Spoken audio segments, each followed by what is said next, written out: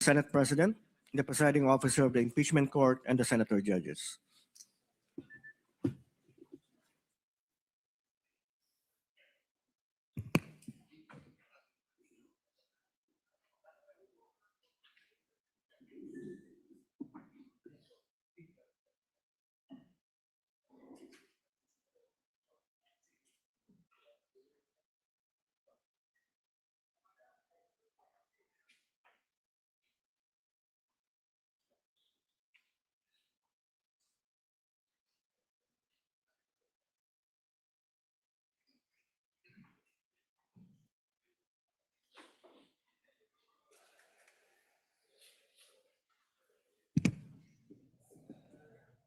The Sergeant at Arms is directed to make a proclamation.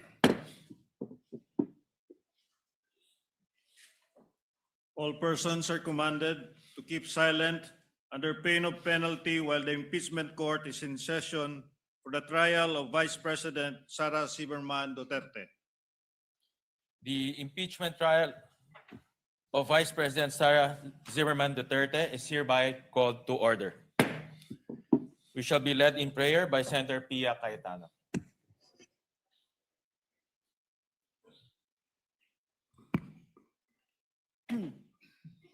Let us bow our heads. Heavenly Father, we come before you today with a deep sense of responsibility. We ask for your wisdom, Lord, the kind of wisdom that seeks only what is true and what is right. As senator judges, may we listen carefully, reason clearly, and decide justly. May we never lose sight of the fact that our role here is not to serve any interest, but the interest of the Filipino people and the integrity of our institutions. We pray for fairness in every step of this process. May the truth be heard, may the evidence speak for itself, and may justice, whatever form it takes, be arrived at with honesty and with clear conscience. We also pray for our nation. We know that moments like this can divide us. May this process, difficult as it is, bring us closer to the kind of Philippines we all want to live in, one where no one is above the law and where every Filipino can trust that justice is real. In your word, Book of Timothy 2, verses 1 to 2, Timothy urges the people to pray, petition, and intercede for their leaders. We are a prayerful nation, O Lord. Please hear our prayers. In Jesus' name, amen. Amen. In Jesus' name, amen. Amen.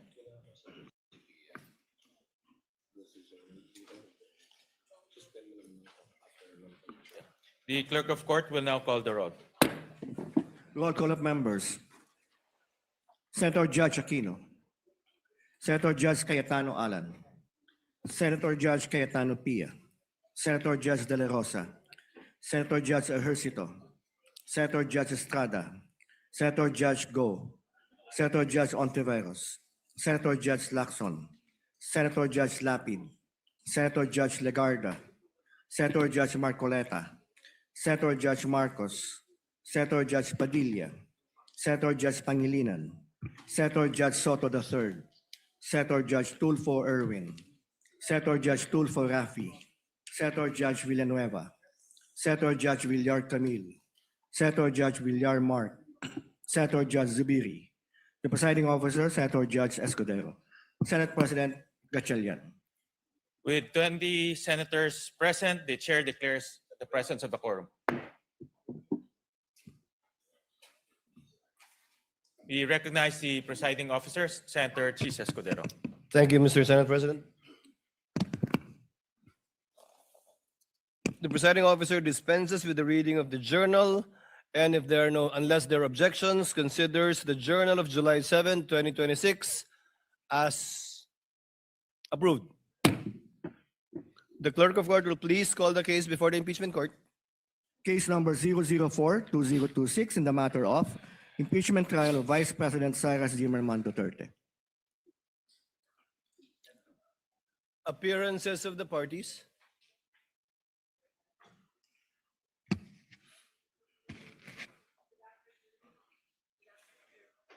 Tech, kindly turn on the mic.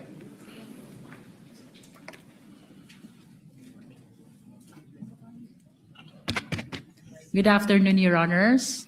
Same appearance for the prosecution. We are ready, Your Honor. Appearances for the respondent.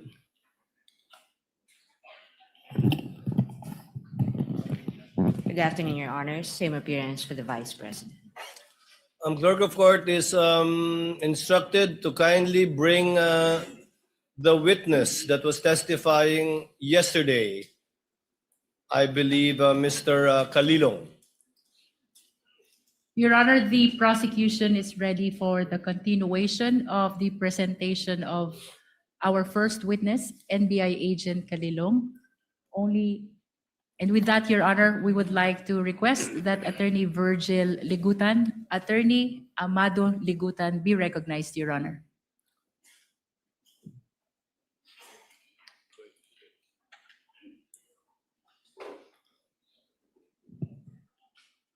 For the record, Attorney Ligutan will be representing the counsel for prosecutors, and on the part of the respondent, it'll be Attorney Narvasa. That would be correct?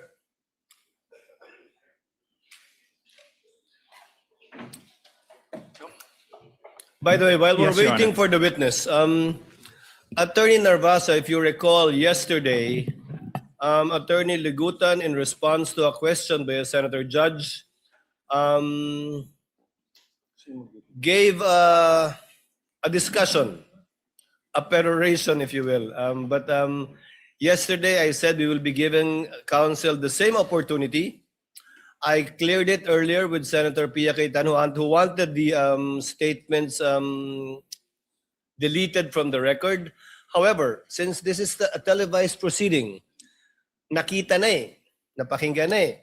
So, i-erase ko man sa record, baliwala na lang. The fairest thing to do is to give you an opportunity as well.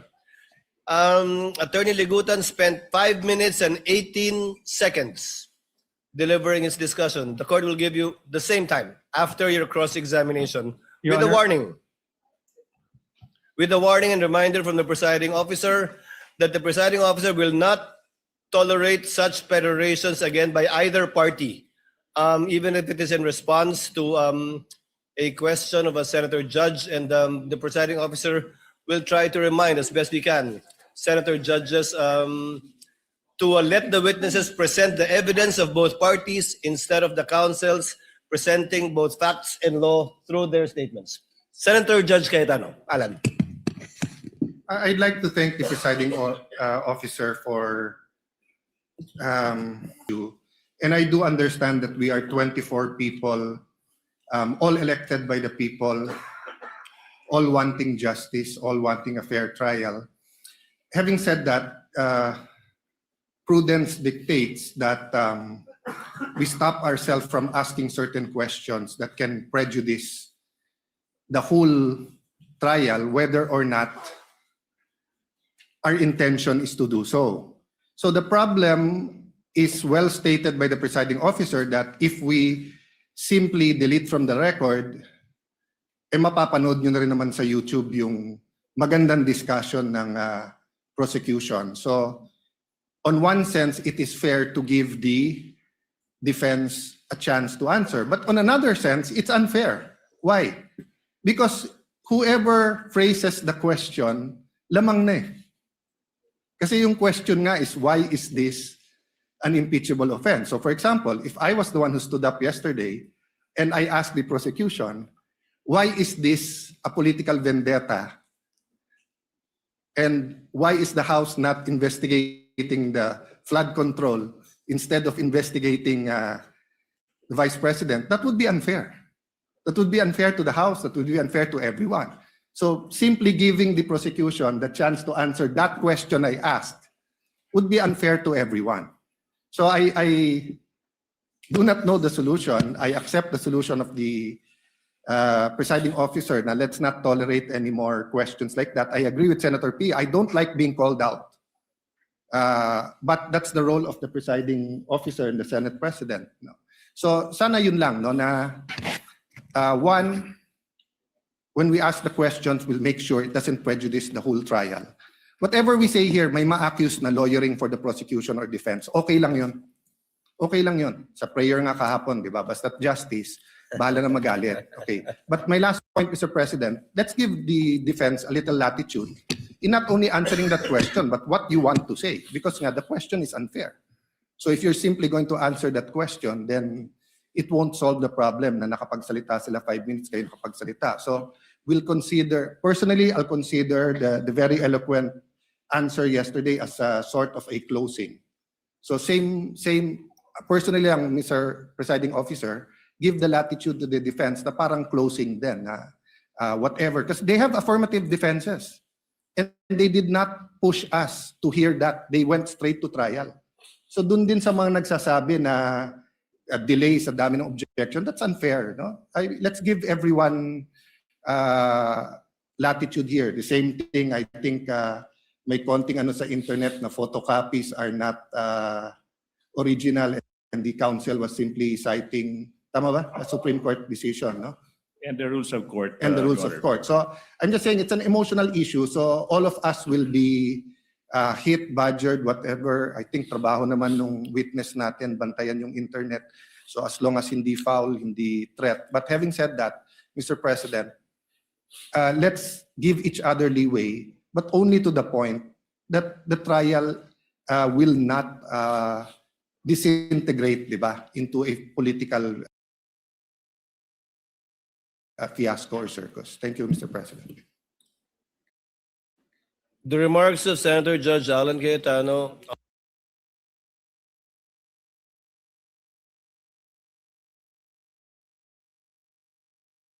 are no.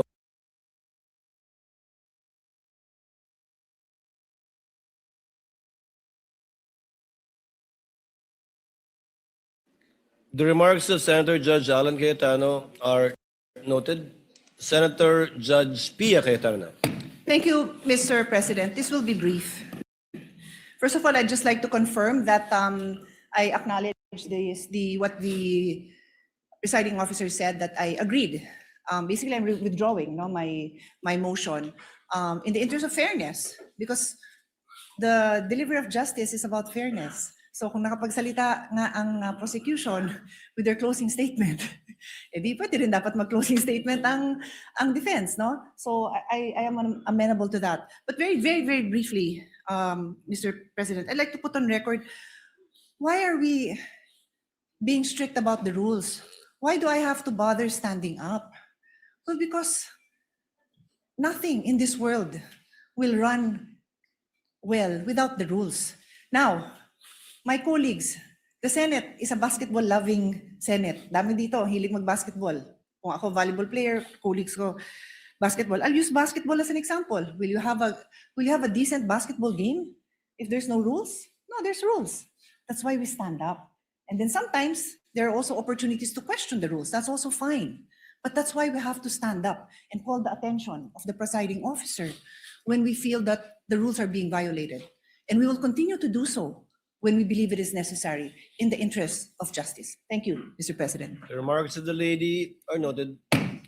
Since we are discussing housekeeping chores and matters, let the presiding officer continue with the same. The presiding officer will call for a break midway through in order to afford the parties 15 minutes to relax, go over their notes, and do their thing.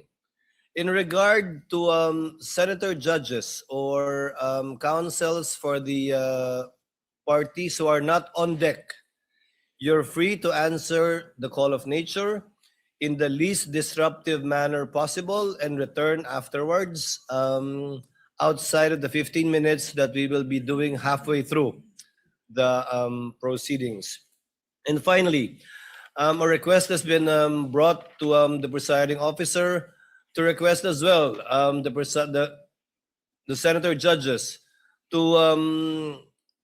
lower the tone of conversational voices because I think where you're seated is an echo chamber. Naririnig sa iba't ibang sulok ng plenaryong ito yung mga sinasabi din ninyo at hindi rin nakakapag-concentrate yung ilan sa ating mga kasama na nakaupo sa paligiran ninyo. Just a reminder, and for one last reminder before I recognize counsel for the respondent, Mr. Calilong, you will be testifying once again and will be undergoing cross-examination under the same oath Yes, Your that you Honor. took yesterday. Do you understand that? Yes, Your Honor. Thank you, counsel for respondent, Attorney Narvasa. If you're ready, you may proceed with your cross-examination. Your Honor, may I be allowed to to approach a witness. You may do so. Thank you, Your Counsel. Good afternoon, Mr. Kalilong. Good afternoon, sir. During your direct examination, you testified that you were trained on photo and video authentication. Yes, sir. You said that you were trained for 2 weeks. Specific for photo and video, sir. Sir, my questions are answerable by yes or a no. Could you Yes, sir. please constrain yourself to these questions, unless I tell you, okay? Objection to that, Your Honor, please. And you got this training from Max. Objection to that. I have to Before make an counsel for objection. respondent proceeds, counsel for the prosecutor to let the presiding officer Your Honor. recognize you first. You are so recognized, sir. What is your objection? Thank you so much. Inasmuch as I would like to accommodate the defense that in asking the question that the witness is to be limited to a yes or no question, Your Honor, please. Unfortunately, Your Honor, please, that's not sanctioned in the rules. There's nothing in our rules that would allow a defense to constrain a witness, even on cross-examination, to answer the questions by a yes or no answer. It's not in the rules. So, Your Honor, please, we cannot constrain a witness to answering either a yes or a no. The witness should be able to qualify. The usual answer by the defense is that it could be handled by the prosecution on redirect. But that is not the case, Your Honor, please. So long as there is nothing in the rules that would allow the defense to constrain the witness to answer yes or no, the prosecution will vehemently object to that, Your Honor, The please. presiding officer May I, Your overrules Honor? the presiding officer overrules the objection. The counsel for prosecutors can make a continuing objection regarding this matter, but it is the position of the presiding officer that the witness is seasoned enough. According to his testimony yesterday, he has attended over, if I recall correctly, 30 hearings already. So he would know how to respond and to explain if the need would arise. And it's up for counsel for the responding if at all to strike out whatever answers that are not responsive to his question. Counsel for responding may proceed. Thank We you. would abide, Your Honor, we would abide. Thank you, counsel for the prosecutors. And you testified that you got this training from MaxCore Interventures. Yes, correct? sir. And you said that the training you got from MaxCore Interventures was in digital forensics. Yes, sir. I have with me in Articles of Partnership of MaxCore Interventures Co. You see that it states that it is the Articles of Partnership of MaxCore Interventures Co. Your Honor, may we allow Attorney Stephen Magallaon to also approach the witness stand to peruse the document. And of course, at this juncture, Your Honor, please, I have to object. I have no question yet, Your Honor. I am objecting to the witness being shown an articles of incorporation, a Articles of partnership of a partnership, Your Honor, please. Anyways, since the question has not been asked, I will. Let us wait for the question, counsel. In the meantime, the presiding officer allows counsel for the prosecutors to examine the document being presented to the witness. And Your Honor, for the reference of the senators, we are flashing this Articles of Partnership on the screens. Sir, please take a look at page 2 of these articles.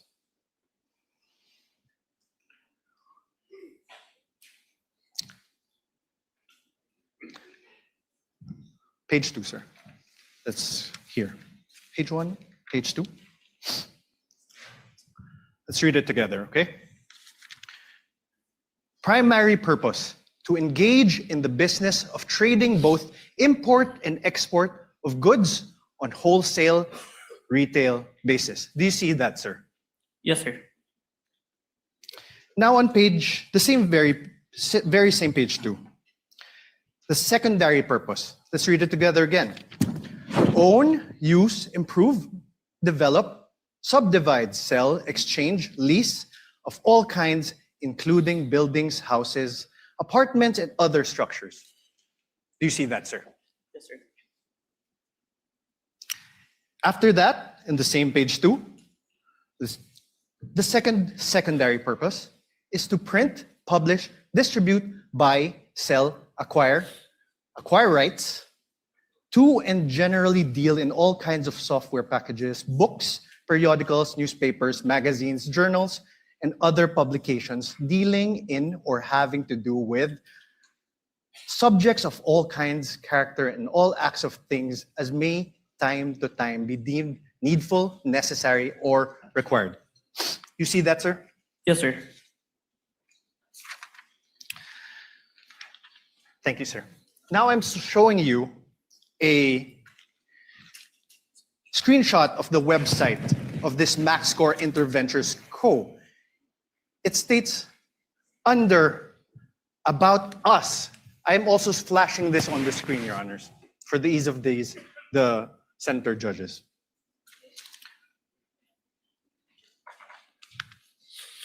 Your Honor, at this juncture, the prosecution will now manifest that there was no question propounded as to the presentation of the articles of partnership. And the counsel is now moving forward to the presentation of an alleged website. Therefore, it seems that the defense counsel is the one presenting the documents without propounding any question to this witness. Highly improper, Your Honor, please. Highly improper. The counsel should be asking question and not presenting document. You will have your turn when the defense team is allowed to present your evidence. 2 documents, no question yet.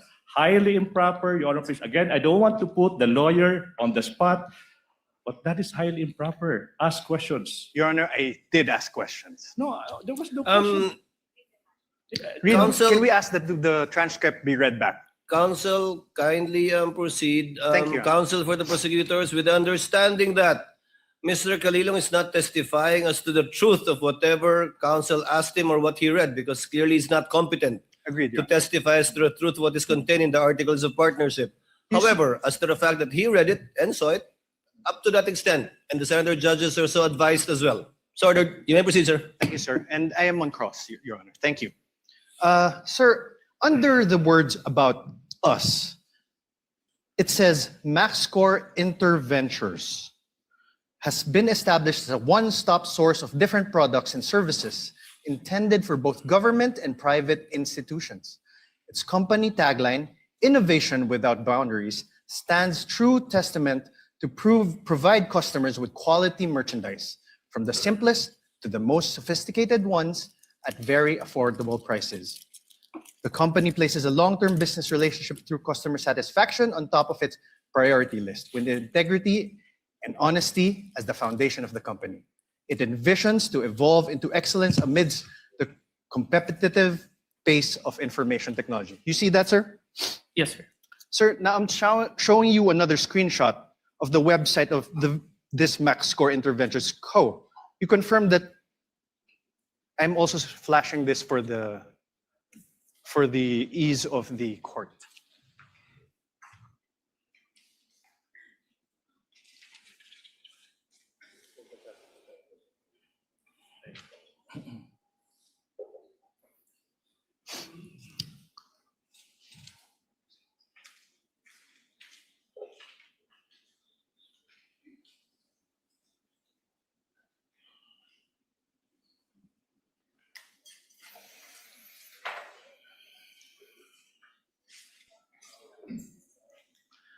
Sir, At this point, Your Honor, please, allowed. The prosecution is allowed.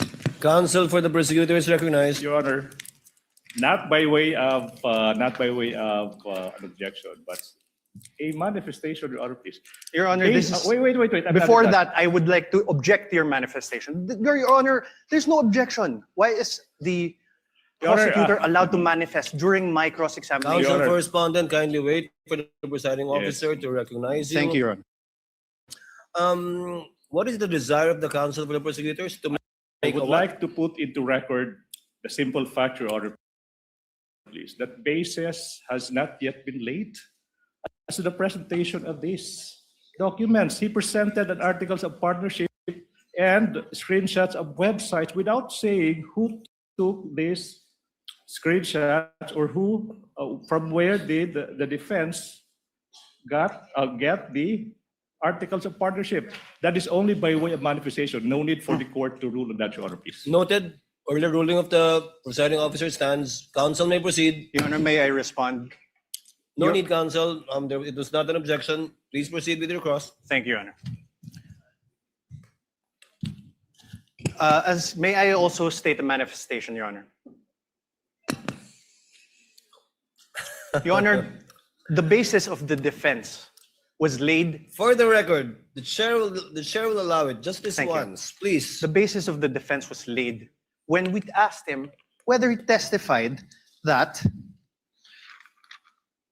he got his training as an expert witness from MaxCore Ventures. That's basis, Counsel, Your Honor. please proceed. Thank you, Your Honor. Sir, could you take a look at this? Under the words "our products," the products seen there are office supplies and equipment, ICT equipment, software and hardware, investigative equipment, hardware and software, emergency response software, and CCTVs. Do you see that? Yes. Thank you. Mr. Calilong, are you a lawyer? No, sir. Yesterday, you testified that you signed the affidavit of investigation dated February 10, 2025. Yes, sir. Your Honor, may I request a copy from the prosecution? I think it is Exhibit P-4-3 in series. P-4- 3 series. Your Honor, please, manifestation. The witness, number one, mentioned the affidavit of investigation, but that the witness did not identify the documents. So for the record, Your Honor, please, that document is not yet presented in courts as a documentary evidence, Your Honor, please. So highly improper for the defense to elicit that document through this witness, precisely because this witness did not yet identify the affidavit of investigation, Your Honor, please.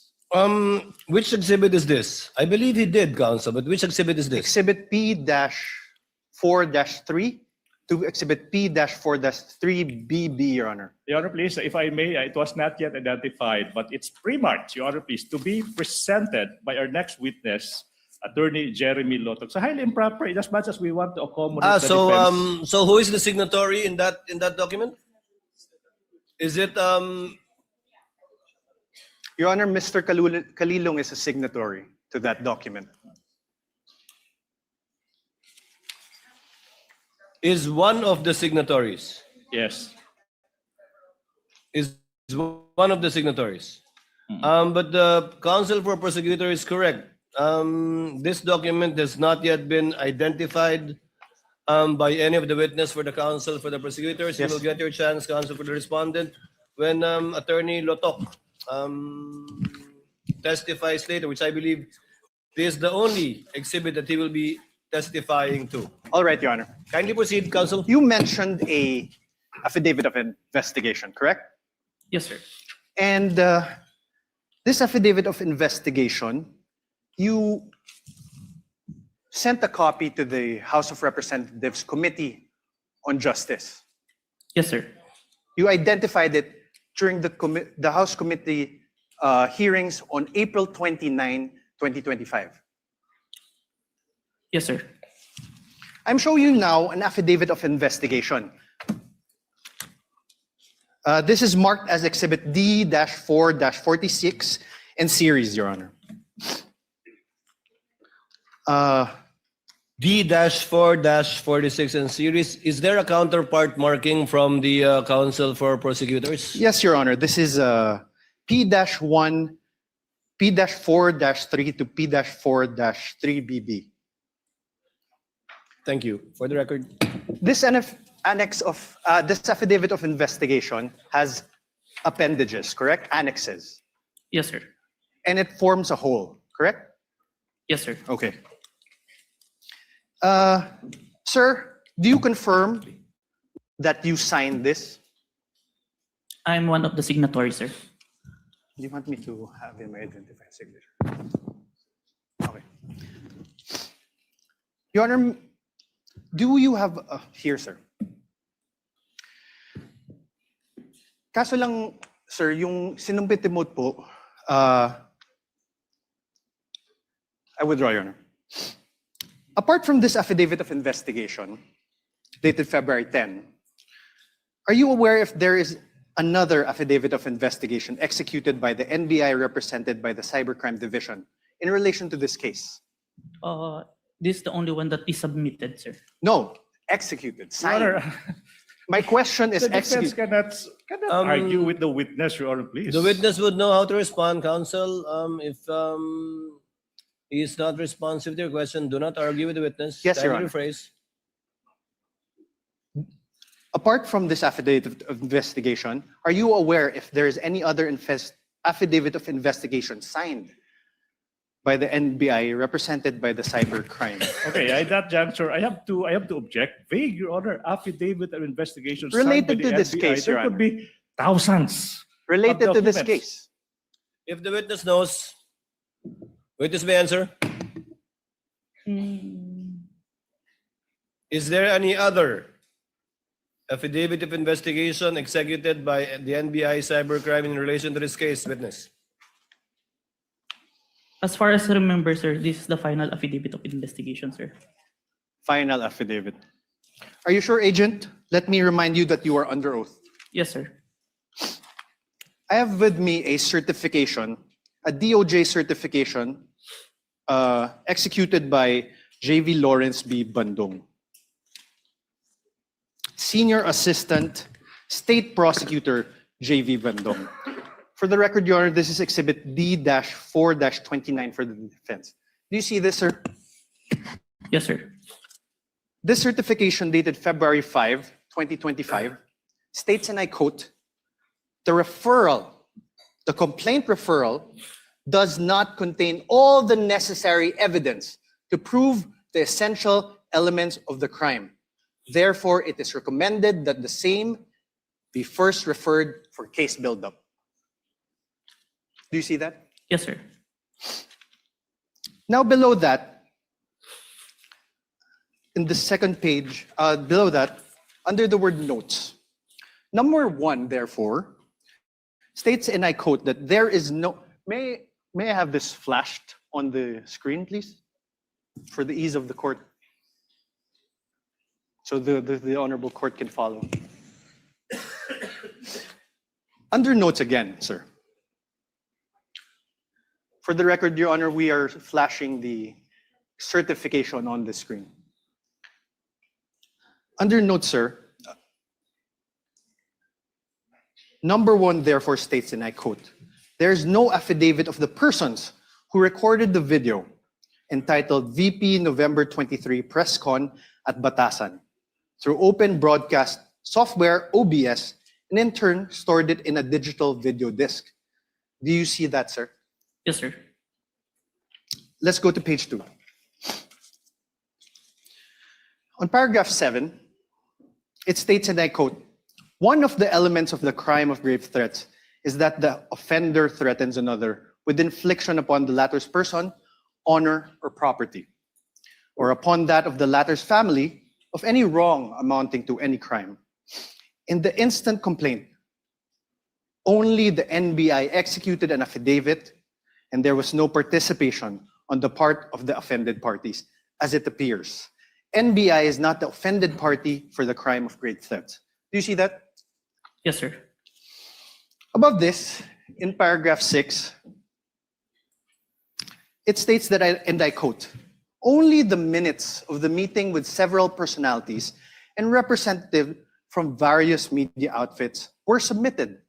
And although the minutes were signed, there was no individual affidavit executed regarding the contents of said minutes. Do you see that, sir? Yes, sir. On paragraph 5, it states that, and I quote, the affidavit of one Patria Morales mentioned that she stored these footages in a USB and submitted it to the NBI. However, there was no USB attached to the complaint, only a DVD was attached. There was no detail regarding the contents of this DVD. Do you see that, sir? Yes. On paragraph 4, it states, and I quote, Annex L did not indicate who made such TSN. There was also no affidavit of the person who made the TSN. Do you see that? Yes, sir. On paragraph 3, it states that, and I quote, Annexes I and K, open parenthesis, DVDs with markings NBI-CNN-C/2412-43-6-2 and NBI-CCN-C-2412-436-2, close parenthesis, were not accompanied by an affidavit of the record and TSN, also affidavit of the one who will execute the TSN. Yes, sir. On paragraph 2, it states, and I quote, the press briefing conducted on October 18 was not recorded and or stored in the DVD, no video submitted, and there was no TSN of the said briefing and the necessary affidavit of the person taking the CSN. Yes, sir.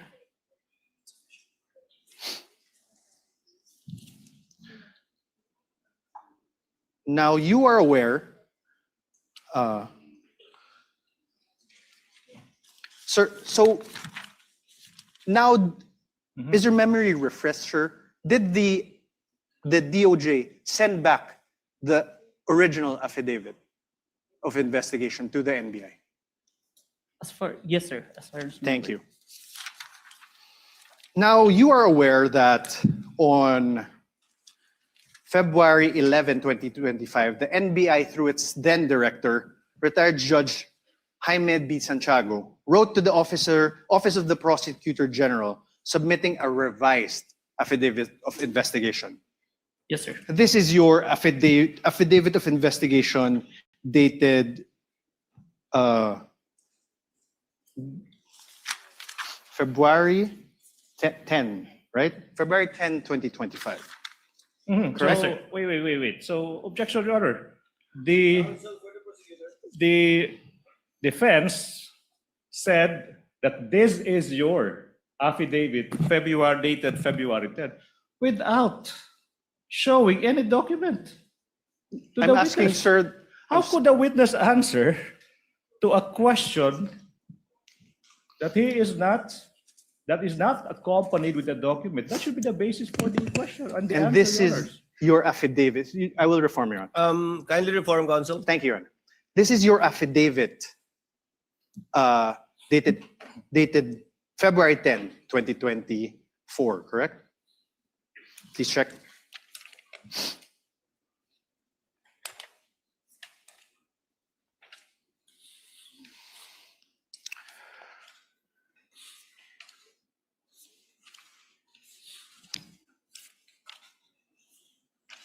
Sorry, sir.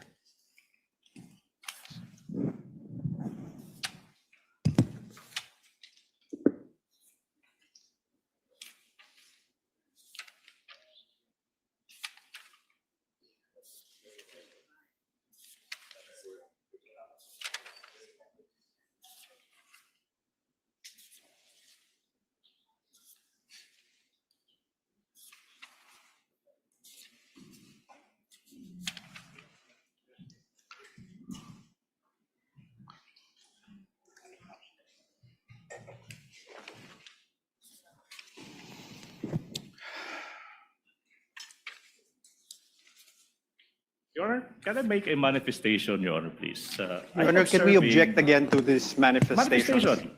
I will not even object. I'm being generous. Your Honor, Counsel, wit- let's wait for the witness to review it. It's a voluminous document. And No, the signature is on the last page.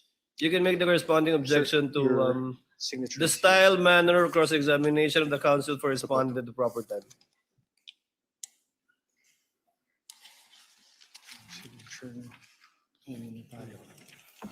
And book.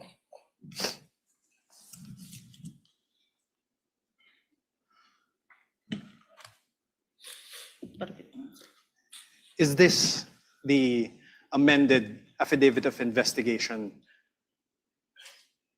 This is a photocopy of the Yes, sir. affidavit, sir. This is the amended one. Yes, yes, sir. The photocopy, sir. Thank you.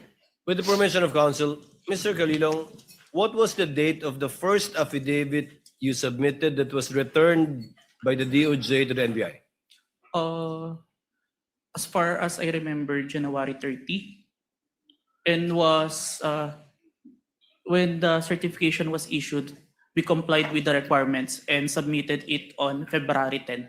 That's Have you why there's a revision. identified that affidavit of investigation dated January 30 in yesterday's proceedings? No. Yes or no? Sir? Have you identified the January 30? The one that I identified, Your Honor, is the authentication, Your Honor. Not the affidavit of investigation. So you have not done so. Yes, sir. This one, you have not done so too. Yes, Your Honor. For the record, counsel, you may proceed.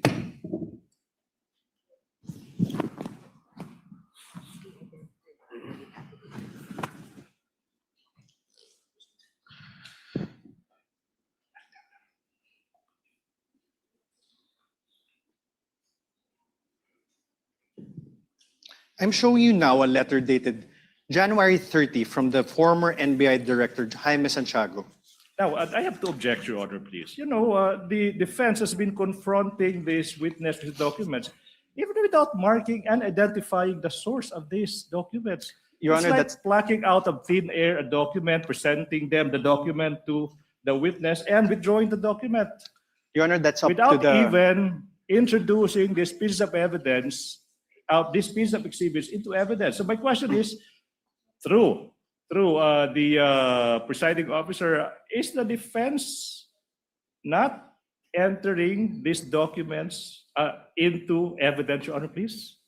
They can do so at the proper time, counsel, but insofar as the witness is concerned, I think the basis was laid when he said that he executed only one affidavit of investigation in connection with this case.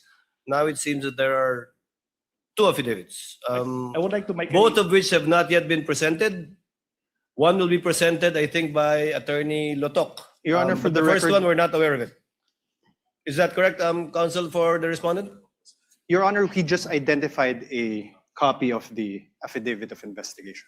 Dated January 30? April 10, 2025. Your April, February February 10. 10. Sorry, Your Honor. February 10. February 10, Your Honor, please. What about the first affidavit? The witness said he had a first affidavit. Yes, Your Honor. Not yet. Not yet. Yes. You only cited a January 30 letter of Yes, the Your Honor. former NBI I cited, Your Honor, a Director. certification by the DOJ returning an affidavit. And that is now the problem, Your Honor. In fact, even I am confused because the documents are not introduced into evidence by the defense.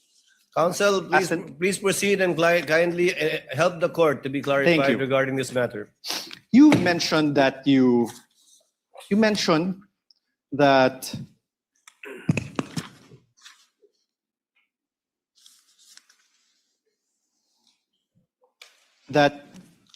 you were aware that the then director, retired Judge B. Santiago, wrote to the office of the Prosecutor General submitting a revised affidavit of investigation on February 11, 2025. I'm showing you now that letter dated. This is Exhibit D-4-43 for the defense. Up for the defense, you mean pre-marked, I Pre-marked. suppose. Because when you say marked as evidence for the Pre-marked. defense, it's not yet. Your turn has, you have yet to present your exhibit, so it should be pre-marked, Your Honor, please. No, it's pre-marked, and I believe both the defense and the respondent and the prosecution also have common pieces of evidence which you decided during pretrial. This is not one of them, which you decided during pretrial to be marked It's not separately. one of those few common pieces of evidence. Yes, there are a few. Sir, Please proceed, counsel, for the respondent. Witness the answer. there is a signature above the name Judge Jaime B. Santiago. Whose signature is that? Your Honor, now I would like to object to the relevance. A letter is being, the witness is being confronted with a letter coming from the former NBI Director, Judge Jaime B. Santiago, and this witness is now being asked to identify whose signature is that. That's obvious. I'll allow it conditionally if you can show the relevance Your Honor- insofar as your ability to test the credibility and the accuracy of the witness is concerned. In the meantime, I'll allow it. Kindly show the connection, counsel. Thank you. Sir, whose signature is this?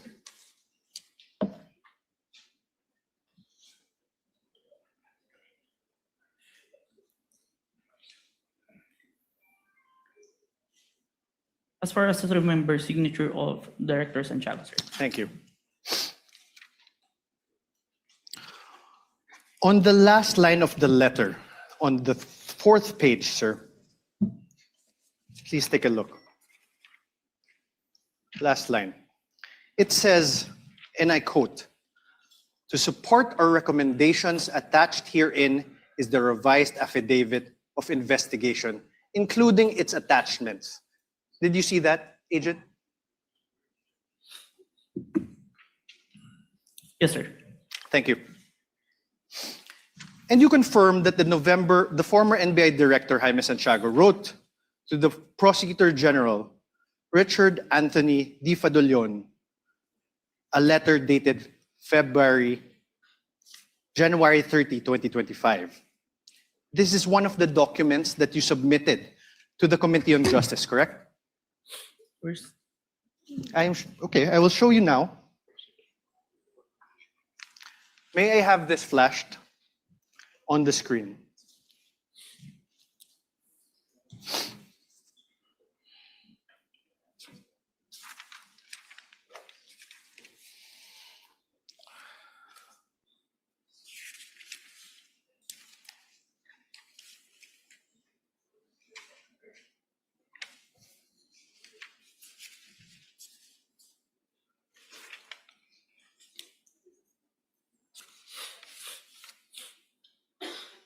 Do you recall this document? Yes, sir. Yes.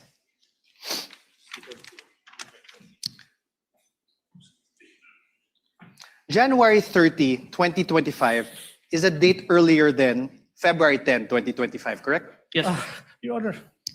Ask and Counsel for answer, the Your Honor. prosecutor. Your Honor, the witness being asked which Your Honor, ask and came answer. first. I mean, relevance, Your Honor. Relevance. Counsel, if the witness knows and the counsel for respondent will be given the latitude to test the credibility, accuracy, and completeness of the testimony of the witness. But we note your continuing objection because you already sound frustrated, counsel, in regard to this line of questioning by the I'm very counsel for patient, Your Honor, respondent. please. I'm very patient. The counsel for respondent may proceed. Witness Thank may you. answer. He already answered, Your Honor. Thank you. You earlier confirmed that there was actually a certification dated February 5, 2025. You likewise, Objection, misleading. I don't I have no remember question, this Your Honor. witness. Let stating the that there counsel was- finish with this question, counsel. he even read it, Your Honor. You likewise confirmed that in that said certification dated February 5, 2025, the earlier affidavit of investigation were subject to 7 recommendations. And you confirmed that you read that. Objection. Ground for Misleading, the Your Honor, objection. please. Now the counsel mentioned 7 grounds. 7 grounds. And I don't remember this witness uttering the term 7 grounds. What I do remember, Your Honor, please, is that this witness was confronted with a certification, a letter, whatever. But now the counsel is now asking this witness to confirm the contents of those certifications or letters. Misleading.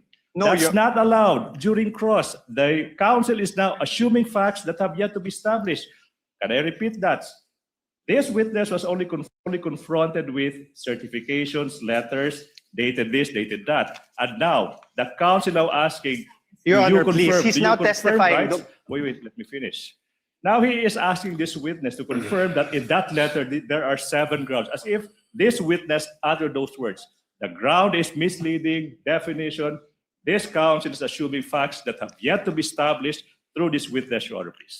Counsel, again, the witness is not a newbie. I think he can handle himself and would know how to answer if indeed he is familiar or not with what is being presented to him. And thus far, he has responded based on his knowledge of these documents. Chair will allow it. Witness may answer. Sir, Can you repeat the question, counsel? you confirmed that there was a certification dated February 5, 2025. You likewise confirmed that in said certification, Your Honor, compound question. there's no question. Wait. Kindly wait for the presiding officer to recognize you before answering. Yes, Your Honor. Yes. Much Please, obliged, Your Honor, counsel for please. the prosecutors, please finish with your objection. Thank you so much. Can I? Yes, Your please Honor, proceed, counsel. compound questions. The witness is now being confronted with two successive questions without allowing this witness to answer the first question. What makes a compound question? No need to lecture, counsel. Counsel for respondent, please reform. Your Honor, I had no question. I had no question yet. Kindly proceed with your question. Thank you, Your Honor. The earlier affidavit of investigation was subject to 7 recommendations from the DOJ Vague, Your for Honor, please. case build-up. Objection vague. The earlier investigation, which investigation is the counsel referring to? We already Objection vague. established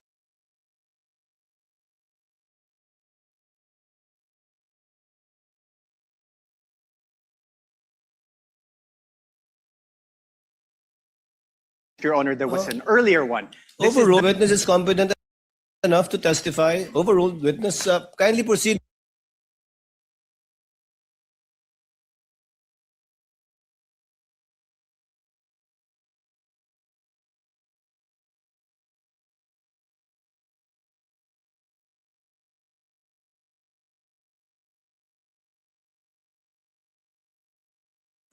You confirmed that there was a certification dated February 5, 2025. You likewise confirmed that in said certification, Your Honor, compound question.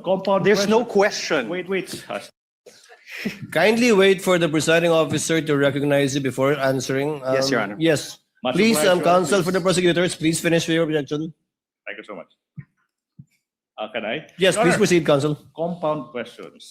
The witness is now being confronted with two successive questions without allowing this witness to answer the first question. What makes a compound question? No need to lecture, counsel. Counsel for respondent, please reform. Your Honor, I had no question. I had no question yet. Kindly proceed with your question. Thank you, Your Honor. The earlier affidavit of investigation was subject to 7 recommendations from the DOJ Vague, Your for Honor, please. case build-up. Objection vague. The earlier investigation, which investigation is the counsel referring to? We already Objection vague. established, Your Honor, there was an earlier one. This is Overruled. Again, the witness is competent enough to testify. Overruled. Witness, kindly proceed with your question, counsel. Yes. In the revised affidavit of investigation dated February 10, 2025, that you identified, despite DOJ's recommendation number 6 that you earlier read, Objection, Your Honor. there, Objection. Sir, Your Honor, I'm not If yet the finished. ground is Can we already- wait for the counsel to finish with this question, counsel, please? Okay, Your Honor. question. Sir, there were still no affidavits of the journalists from the media outlets in your affidavit of investigation dated February 10. Witness, not answer first. Objection, Your Honor, please. Misleading. Why is it misleading, counsel? The counsel said the earlier affidavit of investigation. In fact, Your Honor, please, he referred to the February 10 investigation. That's not the earlier investigation. That is the final affidavit investigation submitted to the DOJ. Misleading. Misleading, Your Honor. Your Honor, The presiding officer will ask the question. Mr. Witness, did you attach the I said affidavits revised, right? of the two witnesses that viewed the video of the Vice President in the February 10 affidavit? Yes, sir. Let me qualify my answer in number 6, sir. You may do so.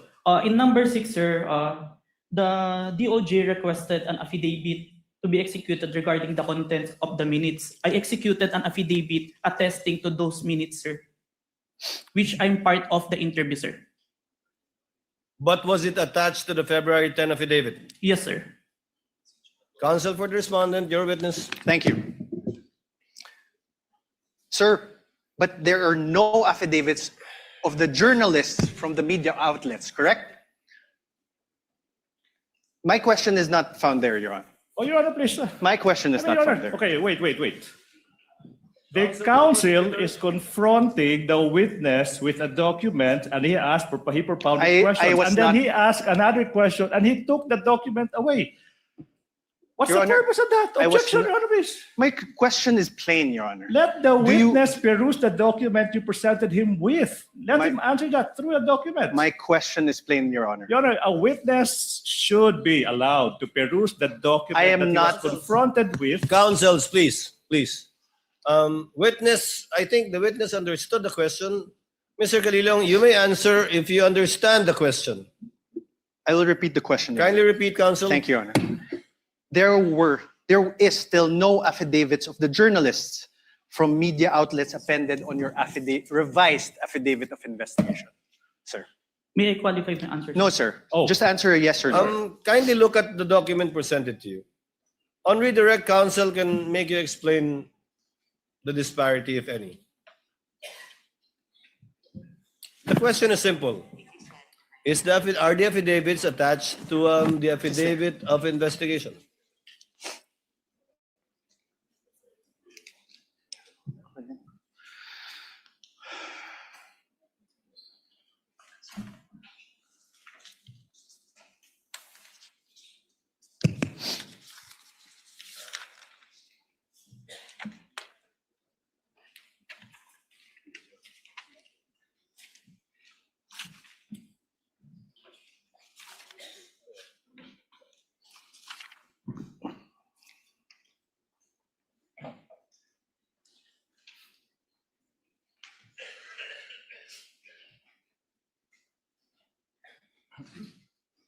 May I see the question number 6?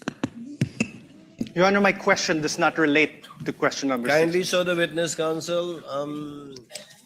I If will. it will enable him to give an intelligent answer Can we to your please question. flash certification and put it to paragraph number 6? The paragraph number 6 states that only the minutes of meeting with several personalities and representatives from various media outfits were submitted. Although the minutes were signed, there were no individual affidavit executed regarding to the content of the minutes. On this, Okay, sir. I have no So the question. answer is the affidavits are not attached. I have executed an affidavit, sir. No, the Sir- affidavits of the two journalists are not attached. I think that's the only question of Yes, sir. counsel for the respondent. Thank you, Your Honor.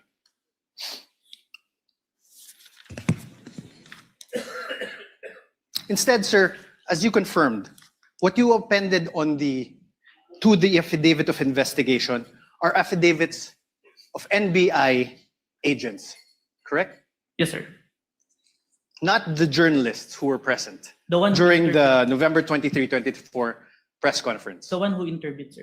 Yeah, the one into it. Not the journalists. Yes, sir. Ask and answer, Your Honor.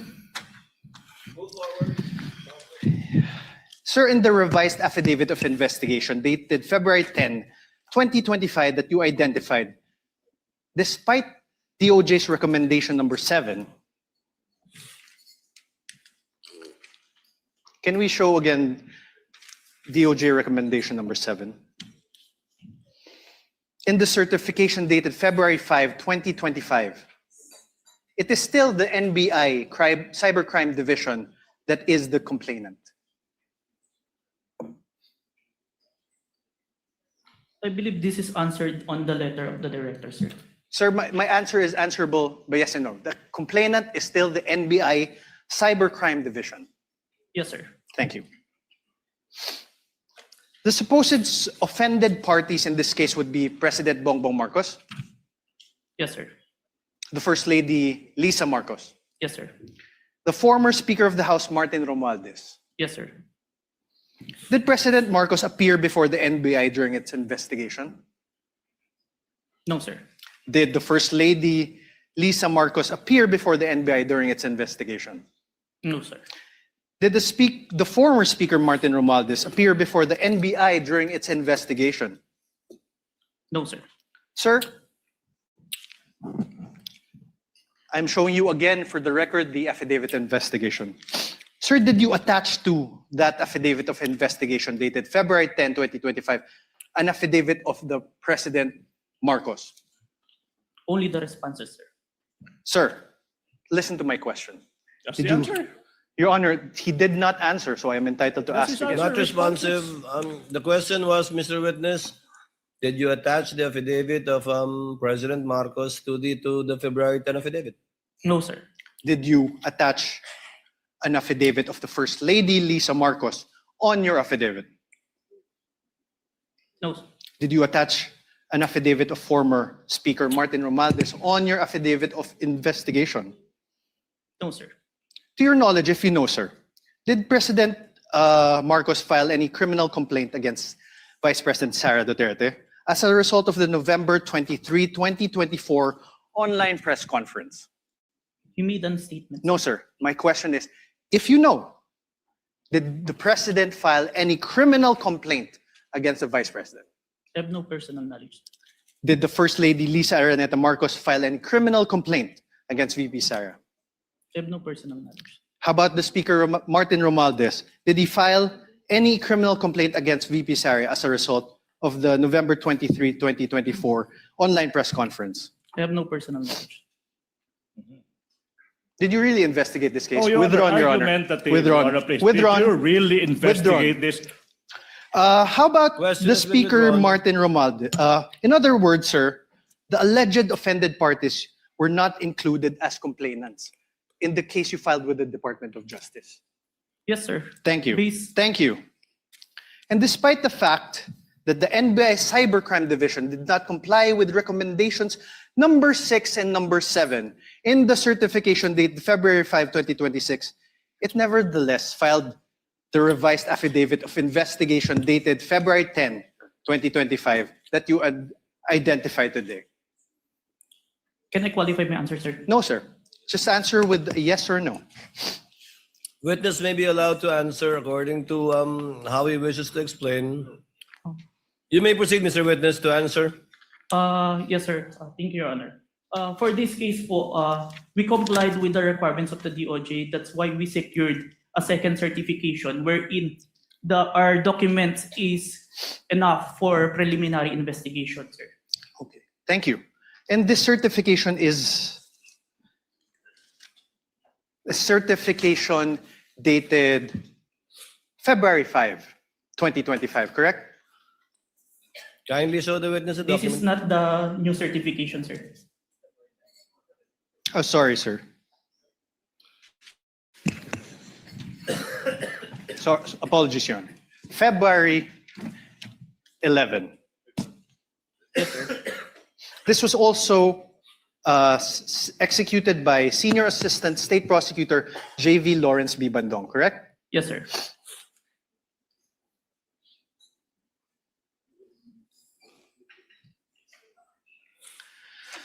Now let's discuss the nature of the investigation you conducted. You claimed in your affidavit, sir, affidavit of investigation, that the NBI began its investigation into the VP's remarks because it was directed by the DOJ to do so. Motu proprio and directed, sir. Okay. Do you understand what you just said, sir? Oh, Yes, sir. oh. Can I I'm object asking, to that, sir. Your Honor, please? I'm asking, sir, it argumentative. makes sense, Your Honor. Argumentative counsel. Move on. Mutu proprio, sir, means, Oh, no, objection. You cannot lecture counsel. This is sir, what does cross-examination. you mentioned mutu proprio. What does it mean? Even without a complainant, we started the investigation, sir. Are you sure, sir? Oh, argumentative. Are you sure, get- sir? Move on, Are counsel. you sure, Move on. sir? How?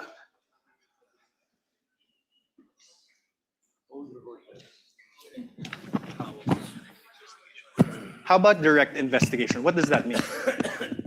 Your Honor. Okay, never mind. Directed investigation. What does that mean? There is instruction from above, sir. From? Above. From Above. upper. What does above mean? It may be the DOJ or the higher. Higher. What's higher than the DOJ? Based on that, it's only the DOJ, sir. Based on you said above the DOJ, sir. No, sir. Above the Sir, NBI, you said above. May I ask for a Argumentative, Your Honor, Counsel, argumentative. counsel, again, I would have to sustain the objection. It is argumentative. I heard All the right, Your answer, and he meant as a general term above, but referring Okay. apparently to only the DOJ in this particular instance. We submit, Your Honor. Please proceed. You confirmed that the NBI Cybercrime Division is the complainant in the case against the Vice President, and that the DOJ filed this with the The NBI filed this with the DOJ. Objection, compound, No, Your Honor. That's a no compound question, Your Honor. That was just a statement. Counsel, Oh, kindly wait. exactly. Your Honor, a He's laying statement. the basis for a question. Go to your question, counsel. Sir, the NBI, of course, you're from the NBI, is under the Department of Justice. Yes, sir. Your Honor, we can take judicial notice of that. Your Honor, if I'm on cross, Your Honor. I know, but I'm on cross. there are things that No. need not be discussed. Your Honor, please. Counsel- Can I, Your Honor? Your Honor, please. Counsel, let's give him some latitude. secret- Much obliged, Your Honor, much Although we obliged. can take judicial notice of that, it's part of his cross-examination. Yes, thank you, Your Honor. The Secretary of Justice is meanwhile the head of the DOJ, correct? Yes, sir. The Secretary of Justice exercises control and supervision over the NBI. Yes, but even Yo, without- no more questions. The witness is Yes or no, answering. Mr. Witness? If you know. Can you repeat, sir? Mr. Witness? The Secretary of Justice exercises control and supervision over the NBI. Yes or no? We are under, sir. But we're independent. So you do not know. Oh, Your Honor, that's sorry. argumentative. So Sir, you are do you- not know? All right, Your Honor. Are you aware of Book 4, Chapter 8, Oh, Supervision and Control of the Admin Code? Your Section Honor. 39. Your Honor, I have no Your Honor. question yet. Yeah. Please. Yeah. Section Counsel for the 39. prosecutor, let the counsel for respondent finish his question. Yes, Your Honor. Section 39 thereof, Secretary's authority. The Secretary shall have the supervision and control over the bureaus, offices, and agencies under him. Supervision and control. Sir, my question is this. Is the NBI, the National Bureau of Investigation, under a bureau under the Department of Justice? Yes, sir. Thank you. And sir, the president has control over all executive departments, correct? I believe so, sir. The DOJ is one of those executive departments, correct? Yes, sir. And the current president is Ferdinand Marcos Jr., correct? We agree to that. That's judicial notice. Your Honor, please. Yes or There's no? no other Yes. president. We Oh, only he have answered one already, Your president. Already asked and answered. The head of the executive branch is President Ferdinand Marcos Jr., correct? Yes, sir. The very same Ferdinand Marcos Jr., who you said was an offended party in the case against Vice President Duterte. Yes, sir. So, in other words, the NBI investigated and filed the complaint. The DOJ directed the investigation and will determine whether the case should proceed to court. And the alleged offended party, President Marcos, is the constitutional head of the executive branch, Objection. exercising control over both the DOJ and the NBI. I Your Honor, withdraw, Your objection. Honor. I withdraw. Objection of the I withdraw, Your Ground is Honor. the ground I is- withdraw. Oh, Your Honor. It's even more compound question. Nothing to object asking to. several Withdraw, subject Your Honor. matters. Withdraw. Withdraw. Counsel, move on. Withdrawn. Sir, you testified earlier that you investigated the Vice President in relation to the press briefing that she conducted on November 23, 2024. Yes, sir. This investigation by the NBI Cybercrime Division was started after the conduct of the November 23, 2024 press briefing of the Vice President, correct? Yes, sir. So basically, to put it simply, the investigation was done after the supposed incident on November 23, 2024. The same day, sir. The same day, but after. Oh, Your Honor, the same day then after. Same, How not could it be the responsive, same Your day? Honor. Counsel, clarify your question. Same day, The same day. investigation was done after, later than, the supposed incident on November 23, 2024. Yes, sir. Thank you. You mean to say later that day? Yes, Your Honor. Because how can you investigate something that hasn't happened yet? Correct. Yes, Your Honor. Please proceed. Sir, you're not one of the participants of the press conference on November 23, 2025, correct? Yes, sir. So you do not have personal knowledge about what transpired during that press briefing, correct? It was live streamed, sir. You did not watch that live stream, correct? In It real was- time. Yes, sir. You only acquired knowledge about it when you started investigating later that day. Yes, sir. You also do not have personal knowledge of the alleged threats made by the Vice President during that press conference. Press briefing, sorry. After the press briefing, After. sir. You only acquired knowledge about it when you started investigating. Yes, sir. You also do not have personal knowledge of the alleged assassin that was allegedly hired by the Vice President.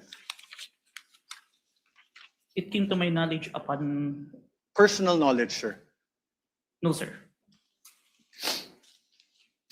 Now, during your testimony yesterday, you mentioned that during your investigation on the November 23, 2024 press briefing conducted by the Vice President, you preserved a copy of said press briefing through open source investigation, correct?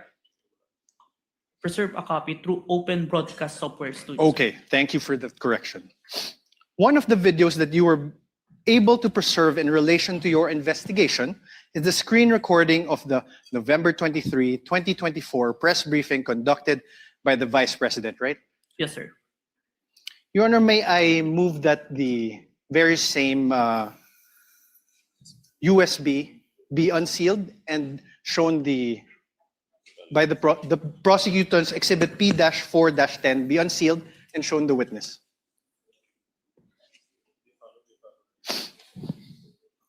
Counsel for the prosecutor so instructed. Thank you, Your Honor.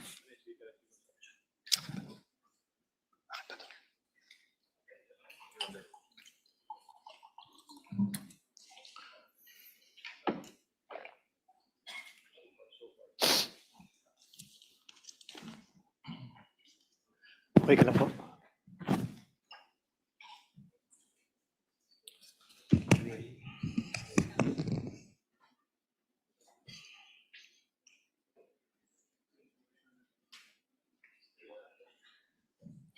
Wait lang.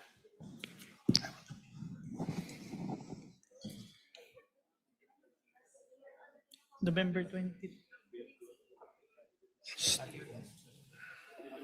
This is Exhibit P-4-10, I believe.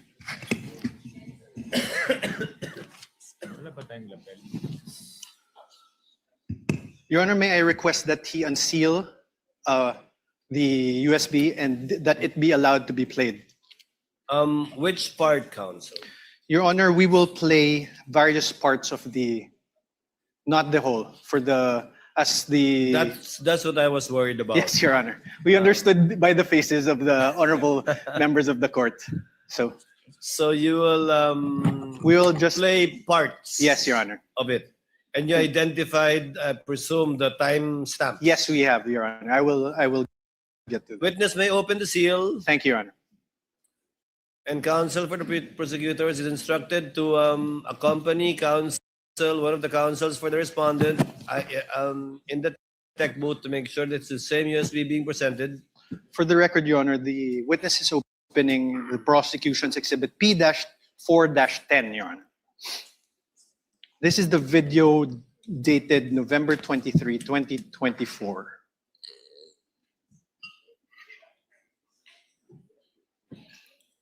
I have unsealed the flash drive, sir. Counsel this with understanding, okay, very much like yesterday, that this USB will again be sealed and signed by both parties. Yes, Your Honor. Your Honor, may request that this be played. Here, brother. Sorry. Counsel for the prosecutors kindly accompany a representative from the counsel of the respondent to the tech booth to make sure the same USB to be played. Kindly just guide us through, Counsel Attorney Narvaso, as regards to timestamps. Thank you, Your Honor. I will. Please don't forget your promise that it's not going to be the whole 2 hours. Yes, Your Honor.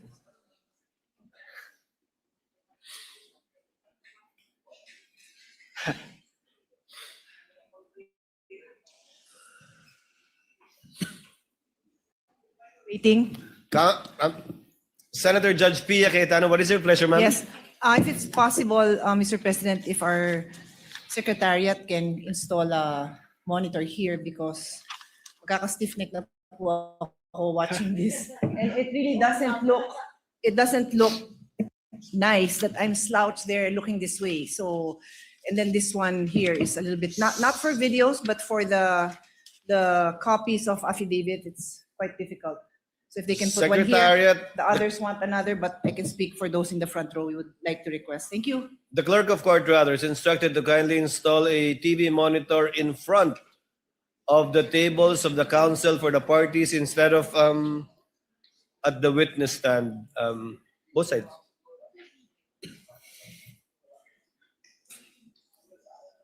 underneath the table of the counsel for the parties, Senator Judge Pia.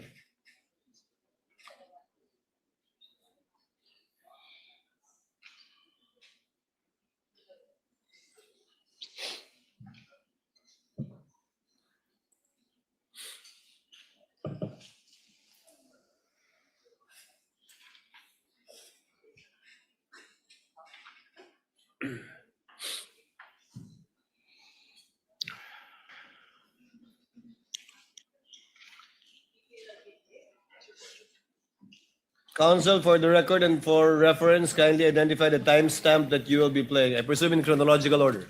Your Honor, for the record, we are showing the witness a part of the video marked as the prosecution's Exhibit P-4-10. First video, the timestamp around 0001:27 to 0002:20 of the November 23, 2023 press briefing as contained in the video that you identified yesterday, sir. Your Honor, may we ask that the video be played at those specific timestamps? I did an apology. And then, ang sabi po nila, I just have to do an MR. Then I did an MR, but they did not rule on it. And then suddenly they have an order transferring me. When ang nauna naman na order ng final ng lawyers namin was an MR to lift that order of contempt. Because they said that was the procedure. If they were not able to rule on that, how were they able to come up with an order, to transfer me to the women's correctional in the dead of the night? I mean, bakit ganun? Wala na bang rights yung mga tao? They just go to your room and then just get... Bakit? I don't understand. Your Honor, may I ask that the video be stopped? Sir, do you know who that is in the in the video that you identified? Attorney Zulaika, as far as I remember, sir. And Attorney Zulaika, as far as you remember, Attorney Zulaika is who in relation to the Vice President? You may answer not a yes or no question. As far as I remember, she is the COS. COS meaning Chief of Staff, Chief of right? Staff. And she is there in that video because she was cited in contempt by the House of Representatives, correct? If you are aware, you're the investigator. Prior to the... Sir, my question again. The witness Let is the about to witness answer. answer. Witness is in the process of answering. Prior to the scene, I have no personal knowledge, but based on her statement during the video, I think it was mentioned. So you didn't investigate the things that happened prior to the scene, correct? Sir, yes or no? We have investigated, sir. You didn't investigate. Oh, I did, sir. argumentative. That's why there's an October 18, sir. So what happened before that? If you investigated, what I happened? say I don't have personal knowledge, sir. Sir. Because I'm not present during that time, sir. Witness is not responsive. The question was, what happened prior to this video, this particular clip of the video, if you know, given that you investigated the incident, as you said? As far as I remember, there is a hearing in the House of Representatives. What committee, sir? I can't remember the committee, sir. What happened, sir?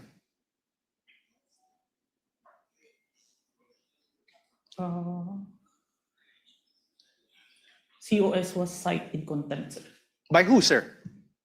I can't remember the exact, sir. But you investigated. I withdraw, Your Honor.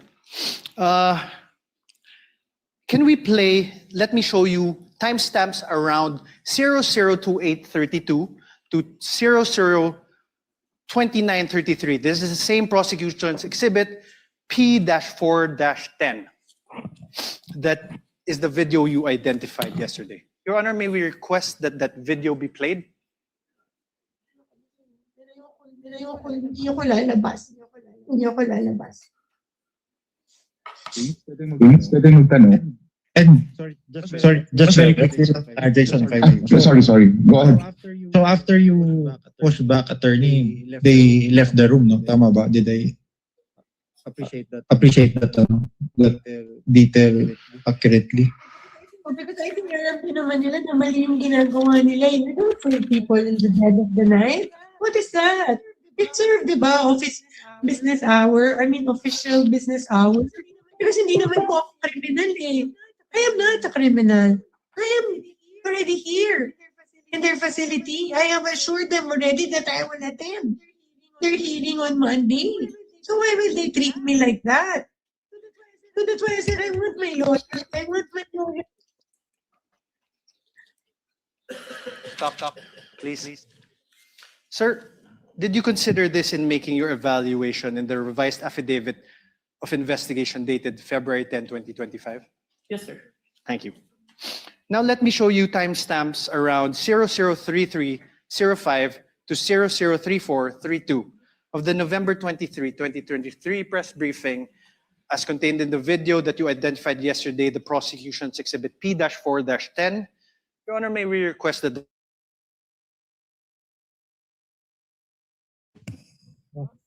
You're online, ma'am. Go ahead, ma'am. Go ahead. No, I would not have pushed that there by myself if I did not feel that I was being threatened. My life is being threatened. Alam niyo, I'm sure you saw in the hearing that my back hurts. I cannot parang lift heavy. I cannot. But dahil natakot ako, I feared for my life. I really pushed that myself. Because hindi lang to harassment. This is really a threat to my life. They gang up on you in the middle of the night. Huh? How is that done? Isn't that a threat to my life? Alam nila that I'm sick. I have said that repeatedly when the doctor came here. Stop. Thank you. Sir, did you investigate the threats to Attorney Zulaika's life? We need a complaint for this one. That's why Yes or no, sir? Did you investigate? we did not, because there's no You did not. complaint. Okay, thank you. The motto pro. No question, sir. If the witness may be allowed to answer, Your Honor? I had no question. Already answered. Did you consider this part in making your evaluation in the revised affidavit? Asked and answered. He said This is a yes different earlier. part, Your Honor. This is a different part. Did you Witness may consider answer. this part in your evaluation, the revised affidavit of investigation dated February 10, 2025? Yes, sir. Okay, so despite considering these parts of the aforesaid videos, the NBI still recommended the filing of complaints for grave threats and inciting to sedition only against the Vice President. Yes? May I qualify my answer, sir? No, sir. Yes or no? There's a reason why Sir, your counsel may ask you questions. This is my turn. Proper Sir? subject matter for redirect. So despite Counsel, considering these parts of the videos shown to you, the NBI still recommended the filing of complaints for grave threats and inciting to sedition against only the Vice President. Yes, sir.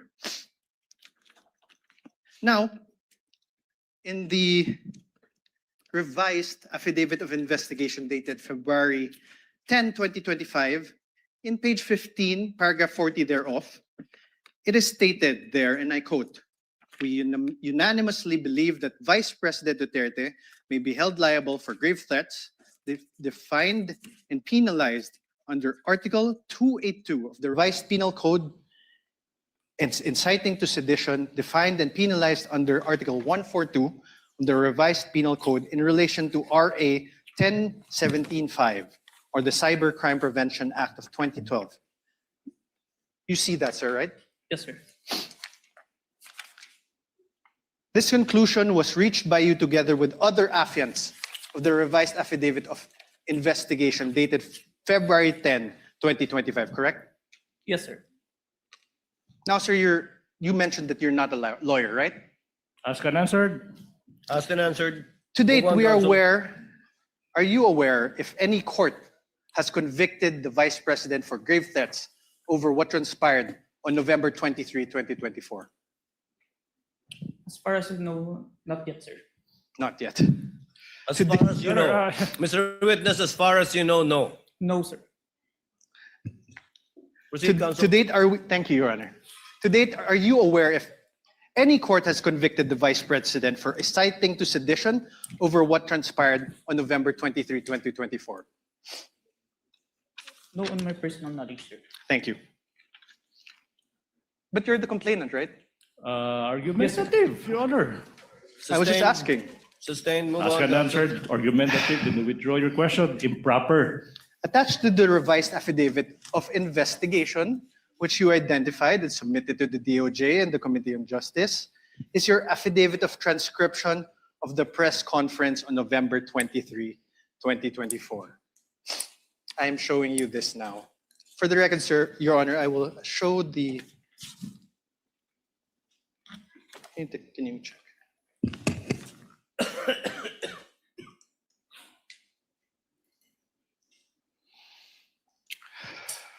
Sir, please take a look.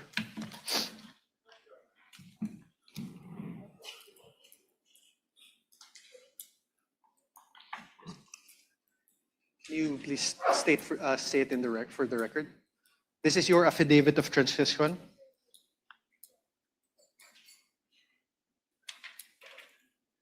Yes, sir. This is a photocopy of my affidavit of transcription, sir. Transcript. This refers to the press conference on November 23, 2024.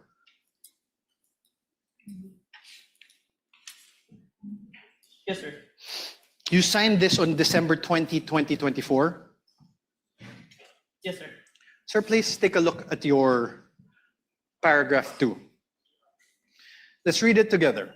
In relation to the ongoing investigation, the undersigned was tasked to transcribe the screen-recorded video of the press conference of Vice President Sara Duterte on 23 November 2024, which was saved on a DVD. You read that, sir? Yes, sir. On paragraph 3 thereof, let's read it together. Undersigned transcribed the video mentioned above which resulted in a CCD transcript hereto attached. Yes, sir. You read that, sir? And 4, I hereby certify that the above mentioned digital evidence has been faithfully transcribed and that has not been edited, altered, or changed in any way. Did you read that, sir? Yes, sir. And I am on number 5, paragraph 5, I am executing this affidavit to attest to the truth of the foregoing facts and circumstances and for whatever legal intent and purpose it may serve. Yes, Did you read that, sir? Yes, sir. These statements of yours, this affidavit of yours, these were all done under oath, correct? Yes, sir. And you were offered as an expert in digital forensic examination with a whopping 2 weeks of training. Do you confirm that that transcription of the screen-recorded video of the press conference of VP Sara Duterte on the 23 November 2024 has been faithfully transcribed? I don't remember that I was introduced as expert by a competent witness. Okay, sir, but my question is, the press conference of VP Sara Duterte, that the transcription of the screen-recorded video of the press conference of VP Sara Duterte on 23 November 2024 was faithfully transcribed by you. Yes, sir.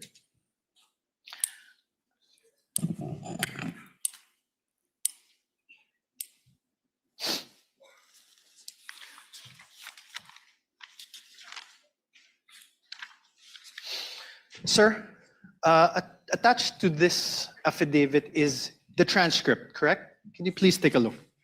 Yes, sir.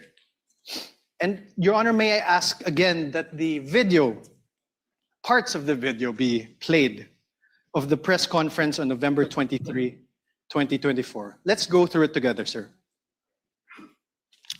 Where's the timestamps?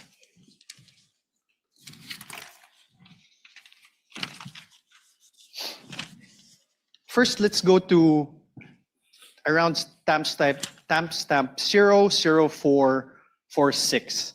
Your Honor, may I request that the video be played?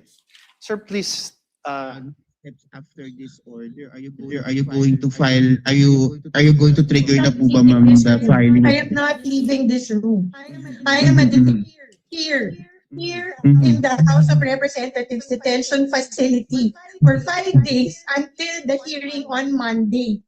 Nobody can just come in here and demand to transfer me in the middle of the night. I have my right. Okay, ma'am. Any crime. I am not leaving this room. Stop. Okay po, ma'am. Yun lang po, ma'am. You heard that, sir? You want to repeat it? I heard it. You heard it. Sir, in the first, you see also where that part is? Can you see it? Start with the question with Red Mendoza, sir. Okay, after the Zuleika Lopez. Did you hear that? Yes, sir. Okay. Mr. Witness, kindly speak to the mic. Yes, Your Honor. You heard, she said, I am not leaving this room. I am a detainee here in the House of Representatives detention facility for 5 days until the hearing on Monday. That is the first sentence, sir. My question is this. Does your transcript have the words a detainee? Can you repeat the video, sir? Okay, let's do it. Please repeat. Please play for the video Mike is again. Please. instructed to kindly play the video timestamp identified by counsel for respondent. You're going to trigger na po ba, ma'am, the filing? I am not leaving this room. I am here in the House of Representatives detention facility for 5 days.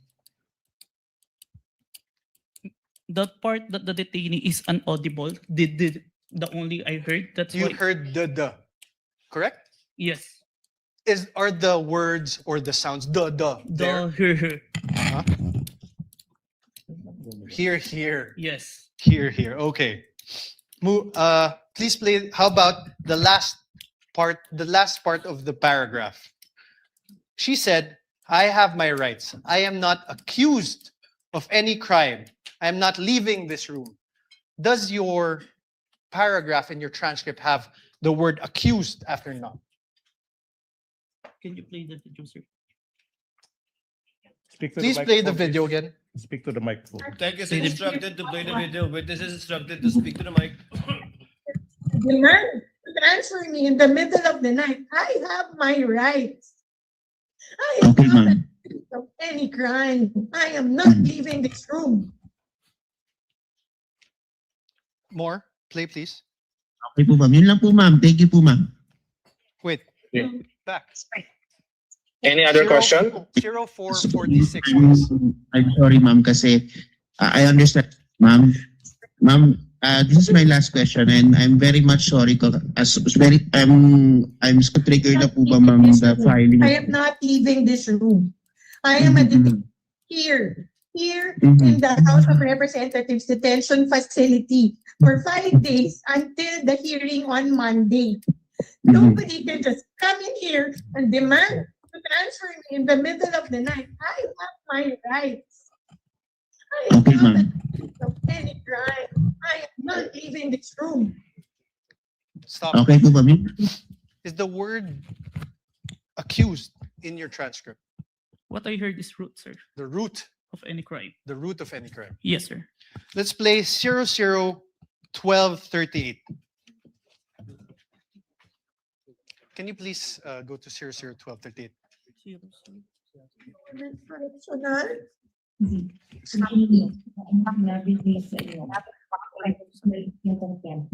Sinabi nila sa iyo, isip namin yung contempt.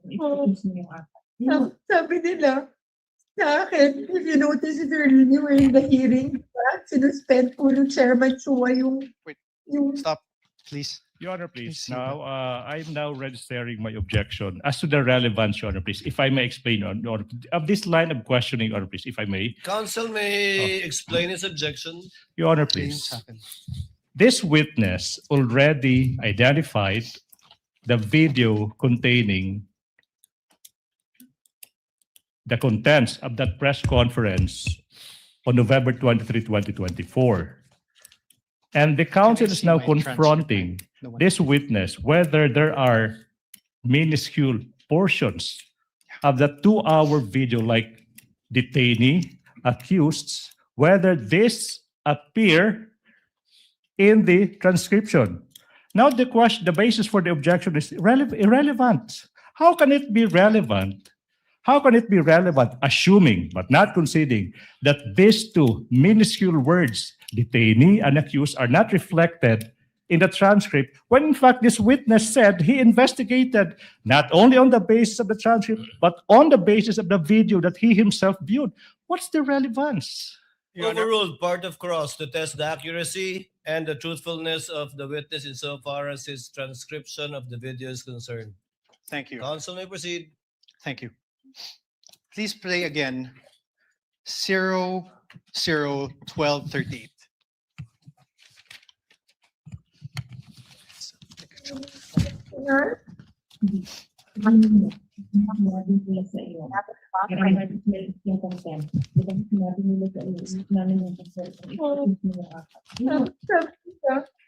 Sa akin, you notice if you're in the hearing, di ba? Sinuspend po ng Chairman Chua yung session. Tapos, nung sinayin po ako ni Congressman Castro in contempt,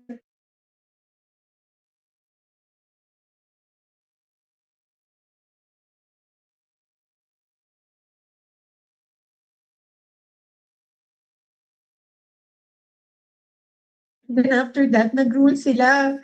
Tapos, then, sinuspend niya. Tapos, lumapit po sila. Nag-huddle sila. And then, they called my lawyer. And then, told him na kausapin ko. So, lumapit ako. And I really apologize. I really apologize. Position of the agency. It is our stand. Like all, di ba? Like, meron kang points na parang raise our points to the Commission on Audit. Alam ko, hindi naman po yung mali kasi that was our right as an agency. Because there was an ongoing audit investigation. Pero hindi naman namin kinukuha.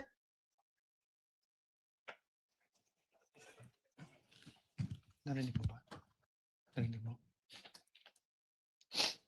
Did you hear the Vice President speaking?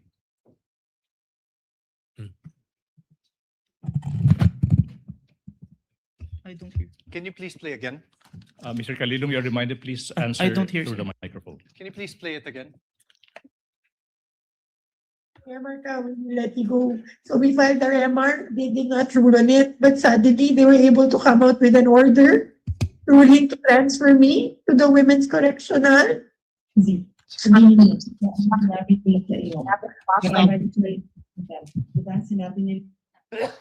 There. Did you hear that? There are sounds, but I can't distinguish the words. Can you play it again? Your Honor, asked and answered. What's the point? Okay, withdrawn, Your Honor. No further questions. No further question are for we this done? witness on cross. Counsel, do you have redirect? Of course, Your Honor, please, for the utter failure I of was hoping you won't, but yes. for the please utter continue. failure of the respondent to Counsel, debunk. before I recognize counsel for the prosecutor, Your Honor, we- Senator Judge Just Tulfo Rafi is recognized. Your Honor, sorry, may I move to strike that statement of the prosecutor? How can it be, Your Honor? That's my manifestation. I'm about to answer the question of the presiding officer. We will review the journal tomorrow. I did not even hear anything Yes. that is strikeable, counsel, but we will review the journal tomorrow. Your Honor, he said for the utter failure of the respondent. Yes, Your Honor, We take I said exception for to the that. utter failure of the respondent to debunk the material points See, Your- testified to by the witness yesterday. Your Honor, I'm he not is yet done. testifying. I am yet not done either. He is I'm about to still answer the testifying. question. I'm not yet done with the answer. Counsels, please. The presiding officer is not recognized either of you. Thank you. Thank you. Kindly settle down. Senator Judge Rafi Tulfo is recognized. Thank you, Mr. Sir, you Presiding may Officer. proceed. Clarification naman po ito, Mr. Presiding Officer. Mr. Witness, what is your experience with regards to social media analytics? I have training, sir. What kind of training? I have cybercrime investigation training, sir. Okay.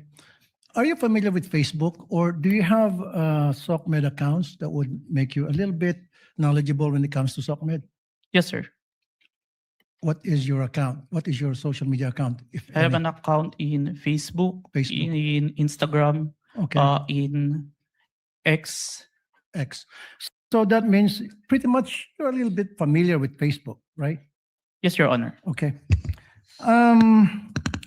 There were concerns, Mr. Witness, whether the videos presented yesterday are AI generated or authentic. So are you experienced enough analyzing whether a video is AI generated or authentic? Yes, Your Honor. What makes you say that? Based on my experience, Your Honor, and the video itself, it's a 2 hours long. Normally, an AI-generated video will only last a short second, sir. So the video that was presented yesterday, where we saw the VP was saying something or talking to that effect. Did you do something, or what kind of system did you observe or follow to ensure whether that video was AI generated or authentic? Based on personal observation, sir. Personal observation. Yes, Your Honor. Okay, a few more questions. Therefore, will you be able to say that the video presented yesterday were AI generated or authentic?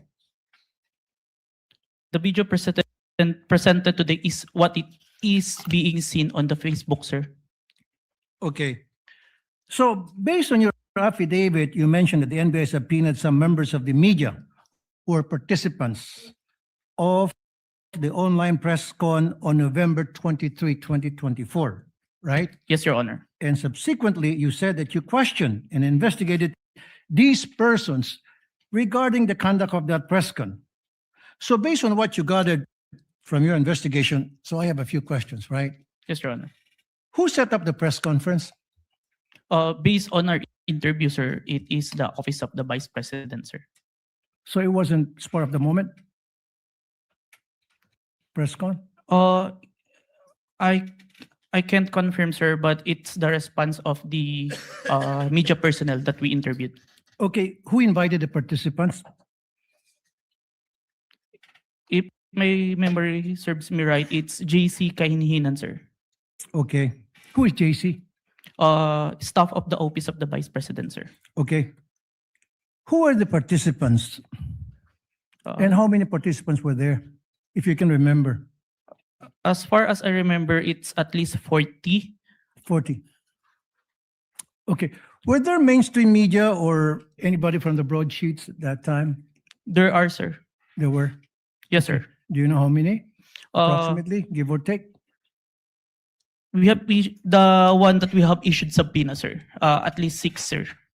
6. Okay. What was the reach of the video on that very day? Like how many views on that very day, and then a few days later? Were you able to observe that?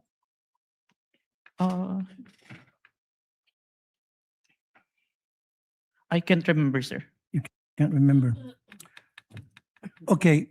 How did it spread? O paano kumalat sa SOCMED yung videos that was presented yesterday, as far as you know, when you did an investigation? It became trending, sir. It became trending. And my last question is, kasi in-establish dito is inciting to sedition on top of yung sa sinasabing grave threat. Ano yung mga comments na napansin mo doon sa video? Can you give us an example? One of the comments, because on the video November 23, they were mentioned about people power when asked a question by Princess Maui. And the Vice President agreed, and ang laban ay wala sa EDSA, nasa Malacanang, and there are responses from the comments, but it's not documented that is agreeing, sir. No further question, Mr. Presiding Officer. Thank you, Senator Judge Tulfo. Senator Judge Aquino, thereafter Senator Judge Pangilinan. Senator Judge Aquino has 2 minutes. You may proceed, sir. Maraming salamat, Mr. Presiding Officer. Mr. Kalilong, kanina may nabanggit na dalawang affidavit, isang January at isang February. Yung January ay binalik sa inyo, tama po ba? Yes, Your Honor. And there were 7 grounds why it was returned to you, is that correct? 7 points. Can you narrate what are these 7 points that you addressed? Is that the correct term that you addressed in the second affidavit? Yes, Your Honor.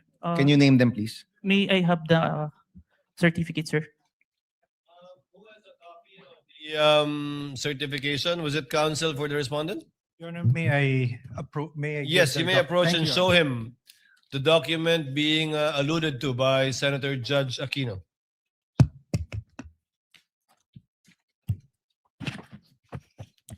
Note 1. There is no affidavit of the person who recorded the video entitled BP November 23 Press Con at Batasan through Open Broadcast Super Studio and in turn stored in the DVD. Number 2. The press briefing conducted on October 18, 2024 was not recorded and or stored in DVD, and there was no TSN of the said briefing and the necessary affidavit of the person taking the TSN. Number 3, Annex I and K DVD with markings NBI-CCN-C-24-12436-2 and NBI-CCN-C-24-12436-2 were not accompanied by an affidavit of the recorder and the TSN. Number 4, Annex L did not indicate who made the TSN. There was also no affidavit of the person who made the TSN. Number 5, the affidavit of what Patricia Morales mentioned that she stored the footage in a USB and submitted to the NBI. However, there was no USB attached to the complaint. Only DVD was attached. There was no detail regarding the content of this DVD. Number 6, only the minutes of meeting with several personalities and representatives from various media outfits were submitted.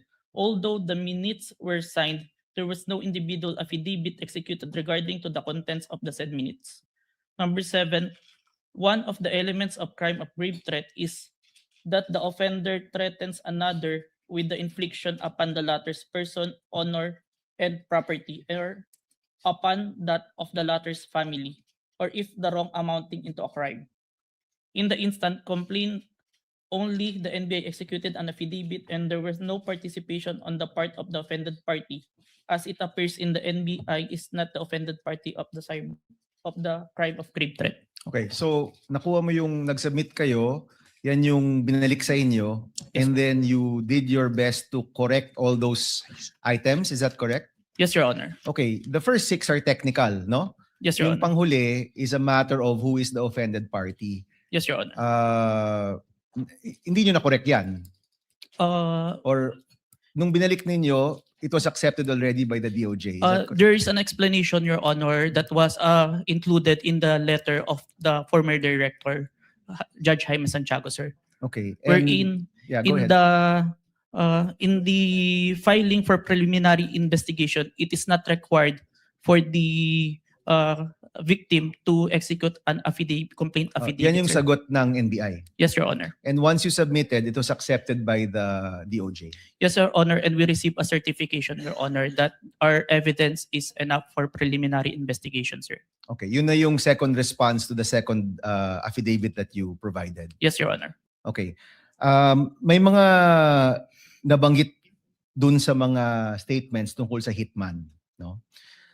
Sa totoo lang, yung presensya ng hitman, mabigat yon.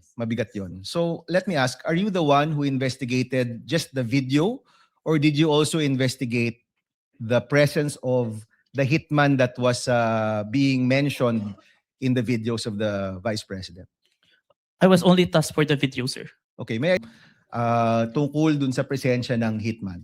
Yes, Your Honor. Okay, Mr. President, I will refrain from my questions and wait for the witness pertaining to the hitman. Maraming salamat. Noted and entered into records, Senator Judge Pangilinan, thereafter Senator Judge Ontiveros, and then Senator Judge Villanueva.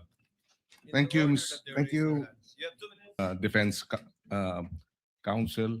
or counsel for the respondents na kung ikaw ay abogado. Ang sagot mo hindi. Yes, sir. Ikaw ba degree holder? Yes, Your Honor. Ano ang degree? Bachelor of Science in Accountancy, Bachelor of Science in Accounting Technology, and I'm a certified public accountant, sir. So you're a certified public accountant. Yes, sir. Kahapon, tinanong ko sa iyo yung training, no? Kasi nabanggit mo nagkaroon ka ng mga training. Ang nabanggit mo kahapon, 2 weeks ng training. Yes, sir. Pero on what matter? Only on photo and video authentication, sir. Okay. Meron pa bang ibang Aspects in investigation, sir. Okay, and siguro last question, ang training na ito puro local ba o meron ding training sa ibang bansa? I have an international, sir, recently. Ano yan? It's a training in Strasbourg. Okay. The name of the training is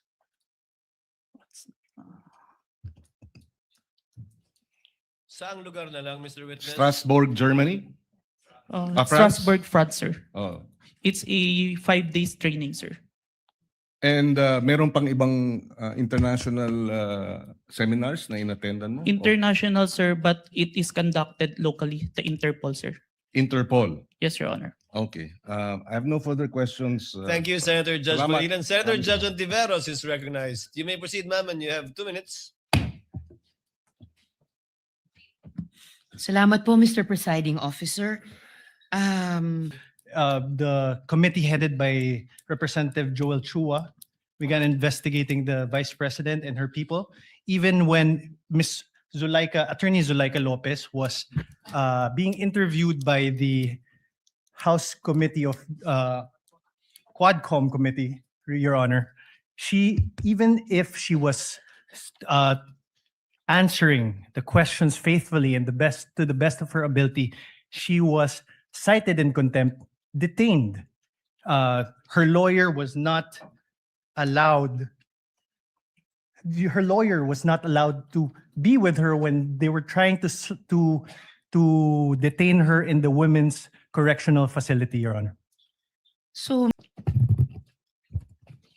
Your Honor, that is not the point. no, Mr. Presiding Officer, I am making a point through my question and I am asking the good counsel for the defense dahil sinabi nila there was a systematic oppression that yes, yan po ang nag-prompt nung alleged grave threats and alleged incitements ng Vice President na prompt po ng detention ni Attorney Lopez na kanyang inilarawan sa ipinakitang video kanina. Kaya itinatanong ko kung yan ba ang posisyon ng depensa na pwedeng okay lang or pwedeng tanggapin ang grave threats kung may masasabing lehitimong dahilan para magbanta. Yes, Your Honor. Before counsel Yes, for Mr. Presiding responded answers, although he already answered in the affirmative. No, Your Honor. I was just referring to before. We'd like to remind Senator Judges to be cautious in making counsels for either party make conclusions of law and fact. Instead of presenting evidence through a witness they will present or through direct, cross, redirect, or recross. Because if he answers, Senator Judge Ontiveros, that would effectively place on record a conclusion of fact and law, not drawn from a witness, which they can very well do so during their closing remarks. And when I allow him to speak by way of repartee to the peroration yesterday and discussion yesterday by counsel for the prosecution. But other than that, as agreed with some of the senator judges, we would try to limit the answers of the counsels for the parties. With your indulgence, Senator Judge Ontiveros, please. I submit, Mr. Presiding Thank you, ma'am. Officer, may I just in closing make of record that I also appreciated and also submitted to the ruling of the presiding officer yesterday because I appreciated that it partook of the history of impeachment proceedings in this court. Pinag-aralan ko rin po ng maigi ang mga nakaraang mga impeachment trials at di hamak na pati noon naging liberal ang pagpapahintulot nila sa mga katanungan ng mga senator judges para lang mas maliwanagan ang iba't ibang punto. So I again thank the good presiding officer and again reiterate my submission to his ruling and thank the good counsel for the defense for his response. We thank Senator Ontiveros for Thank you. indulgence and understanding. Senator Villanueva. And thereafter, Senate President Gatchalian. You may proceed, sir. You have 2 minutes. Thank you, Mr. President, Mr. Presiding Officer. May I just point out something to the witness? Mr. President, Your Honors, the witness mentioned yesterday that reported statements of the Vice President were referred to the Presidential Security Command and evaluated in coordination with the National Security Council. Just to assist the court in evaluating the relevance and weight of the government security response in determining whether the respondent's conduct constitutes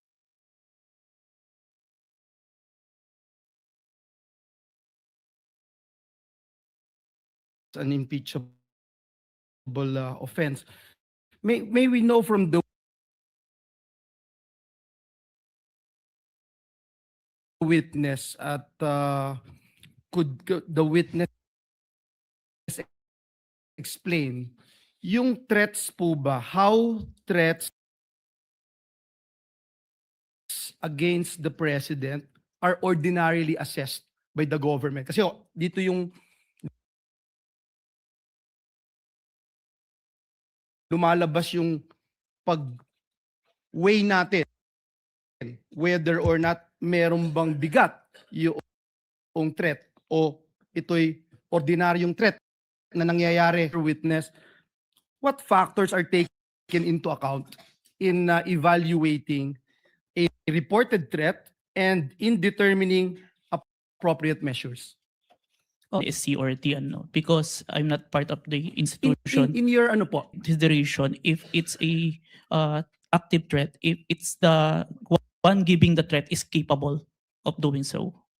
Meaning, If someone high-ranking officials, and if you say an high-ranking and have official, a capability or power over to implement such threat, it is considered, sir. example, a mayor, perhaps? Would you say a high-ranking official?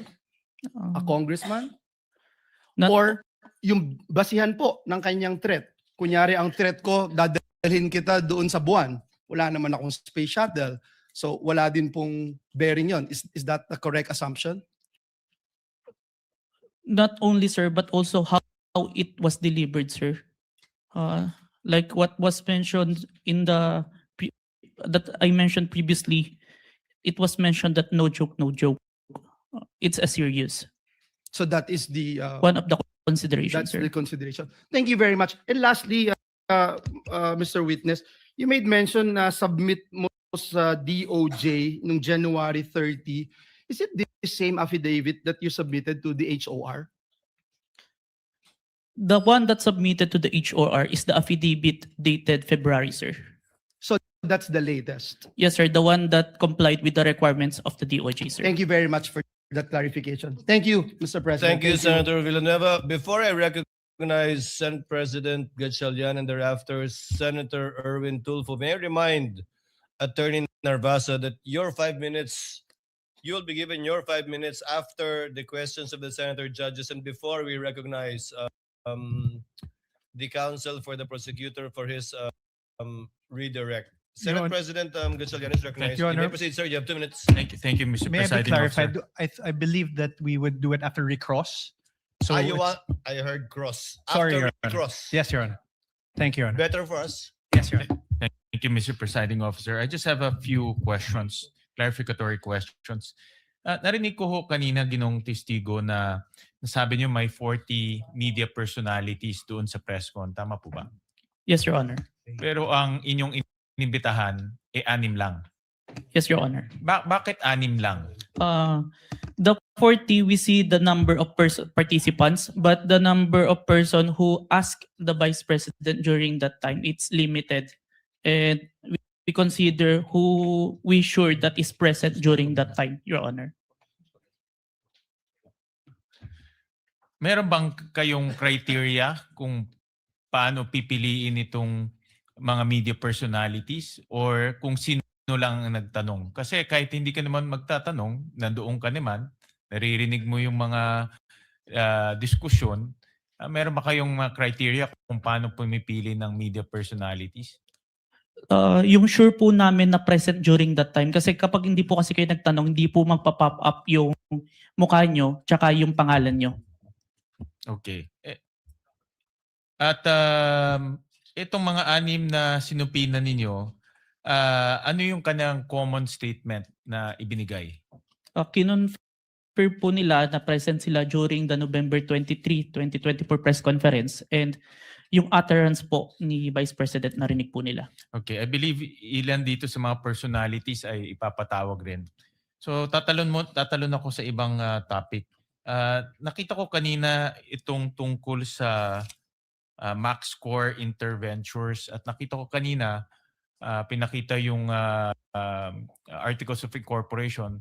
Mukha siyang supplier ng equipment. Ngayon, nasabi rin na doon ka nag-training for 2 weeks. Sino nagbayad ng training?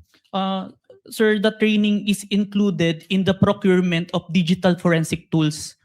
In the procurement document, it ni-require po si MaxCore na mag-provide po ng training included in the equipment, sir. Yung paggamit ng equipment. Tsaka yung yung process po ng digital forensic as a whole. Yung kanya lang sila ba ay 'di ba sa mga IT, let's say Oracle, alam natin kilala yan pagdating sa IT. Si MaxCore ba ay kilala pagdating sa digital forensic training? Kasi pag nakita ko kanina talagang supplier sila, but are they a well-known or internationally renowned training organization? It's not the MaxCore itself, but it's the trainer that they provide, sir, that is capable in training us, sir. Itong trainer na ito, certified siya in this type of technology? Yes, sir. The trainer has a lot of certifications in relation to digital forensics.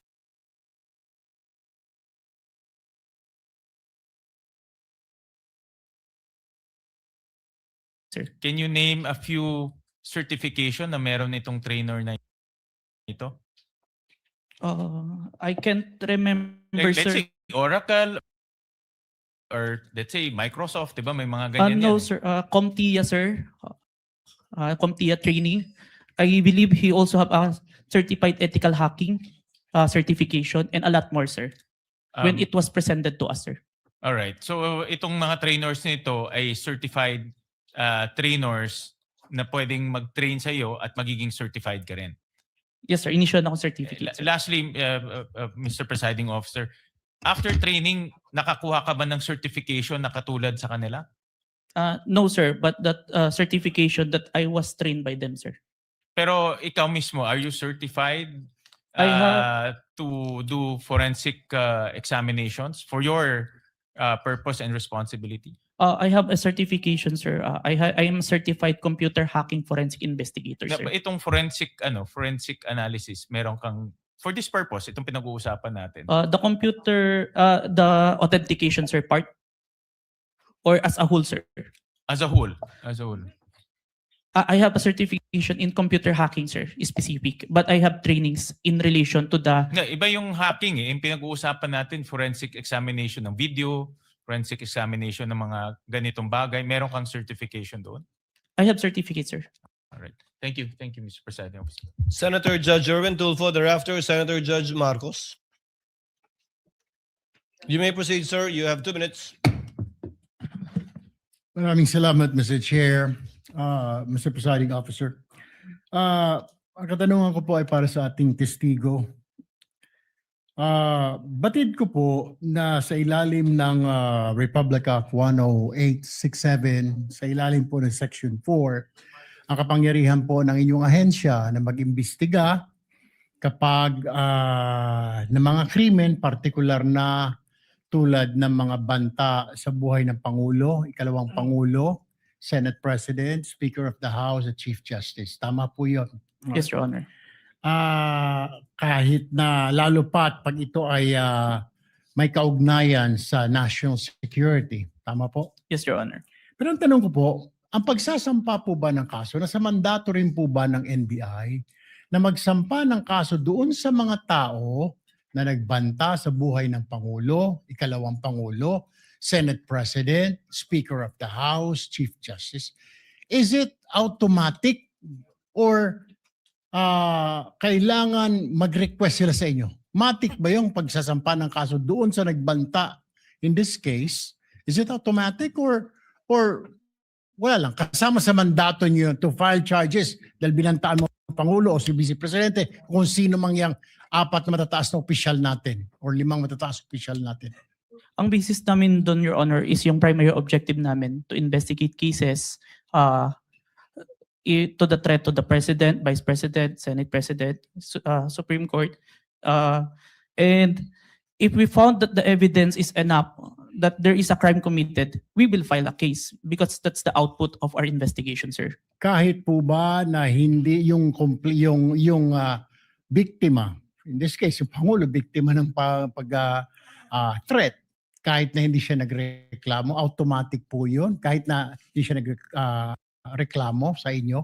Yes, Your Honor. Okay. Hindi nyo na siya kailangan tanungin pa na, Sir, gusto nyo po bang kasuhan namin ito? Wala nang gano'n. You will never ask.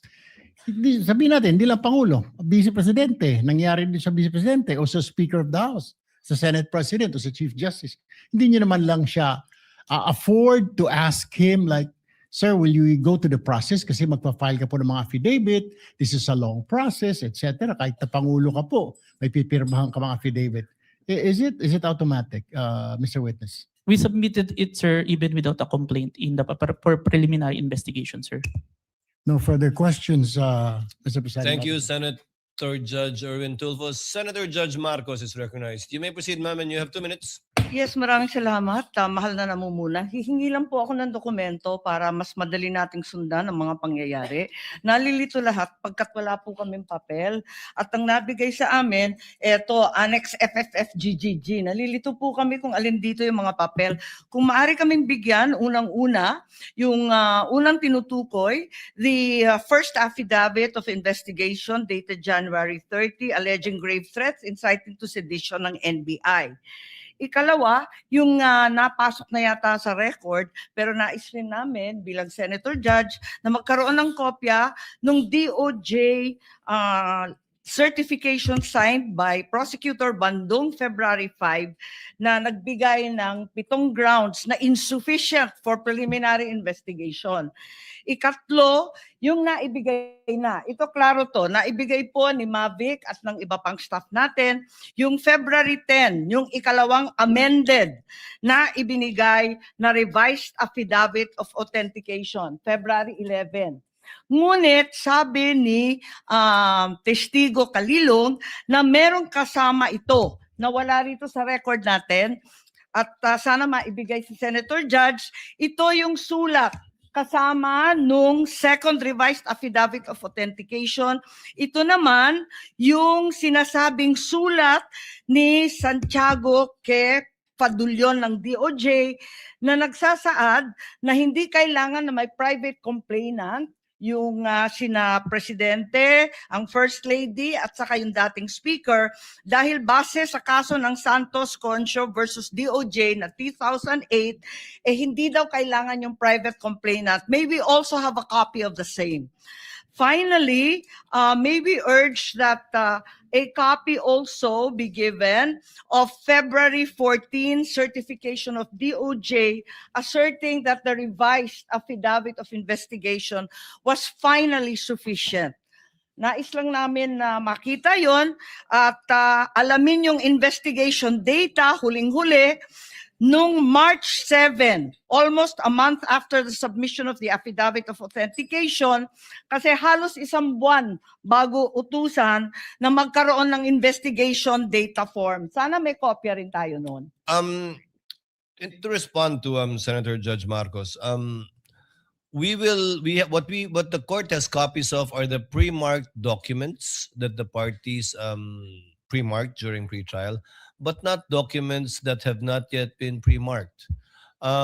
Most of the documents you mentioned that was discussed by counsel for respondent has not yet been pre-marked. They only used it to confront via cross-examination the witness of the prosecution. But the ones we have, we will furnish you with a reminder, of course, Senator Judge Marcos, that these documents have not yet been formally offered by either party.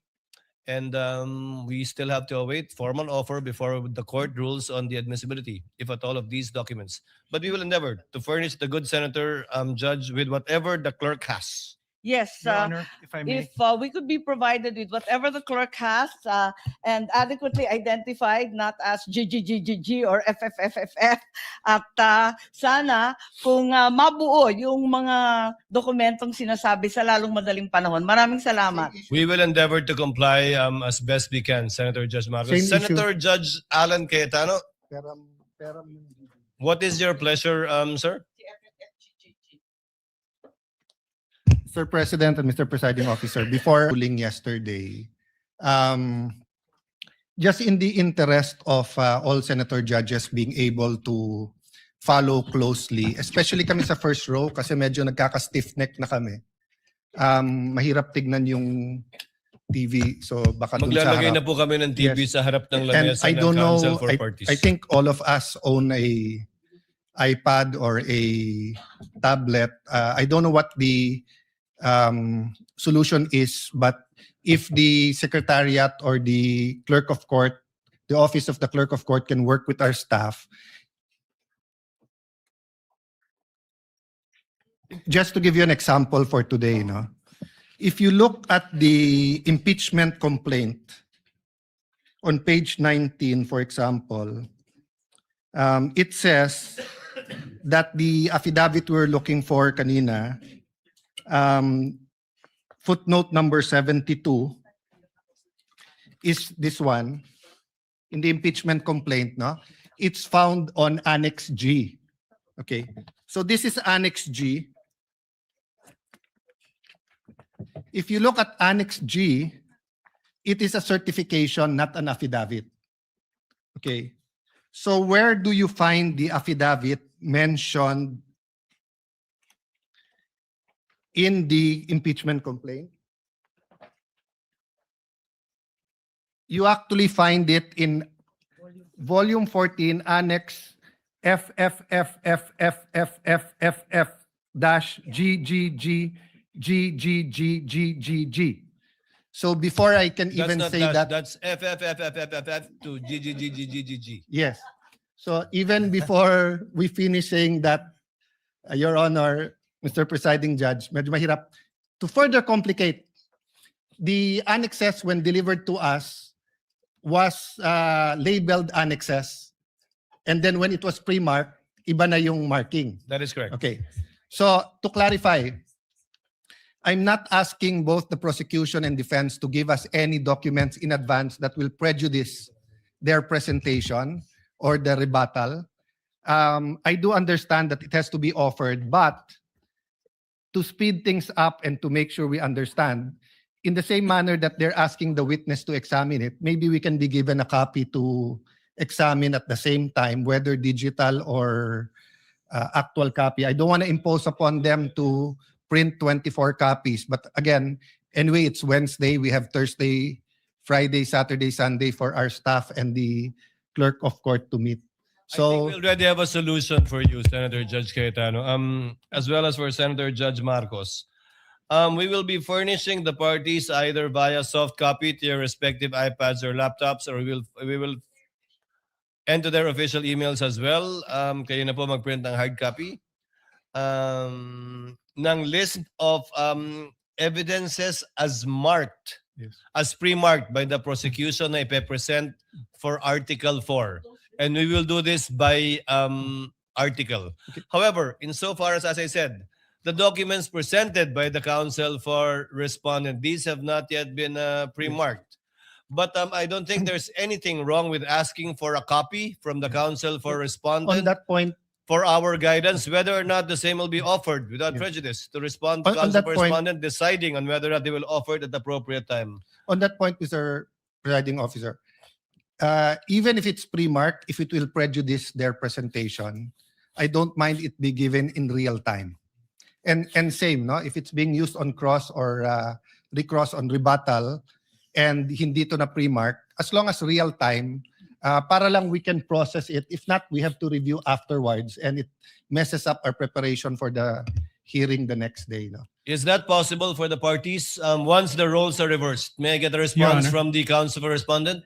Your Honor, first we'll clarify everything that was showed today was pre-marked by the respondent. That's not my understanding because the DOJ letter you pre-marked is different from the DOJ letter that we have pre-marked. But we'll verify. So everything was pre-marked, Yes, Your Honor. but you presented a document that was not pre-marked either by the prosecution or the defense. Walang marking eh. I presented all that. So if it was pre-marked, it's our lookout. Then then there's no problem furnishing the senator judges with a copy of the same. We have no problem with that, Your Honor. Senator Judge Alan Cayetano's concern has no basis if it was all pre-marked. Apparently, it was our oversight. Yes. Counsel for the prosecutors, would that be possible Yes. to furnish it?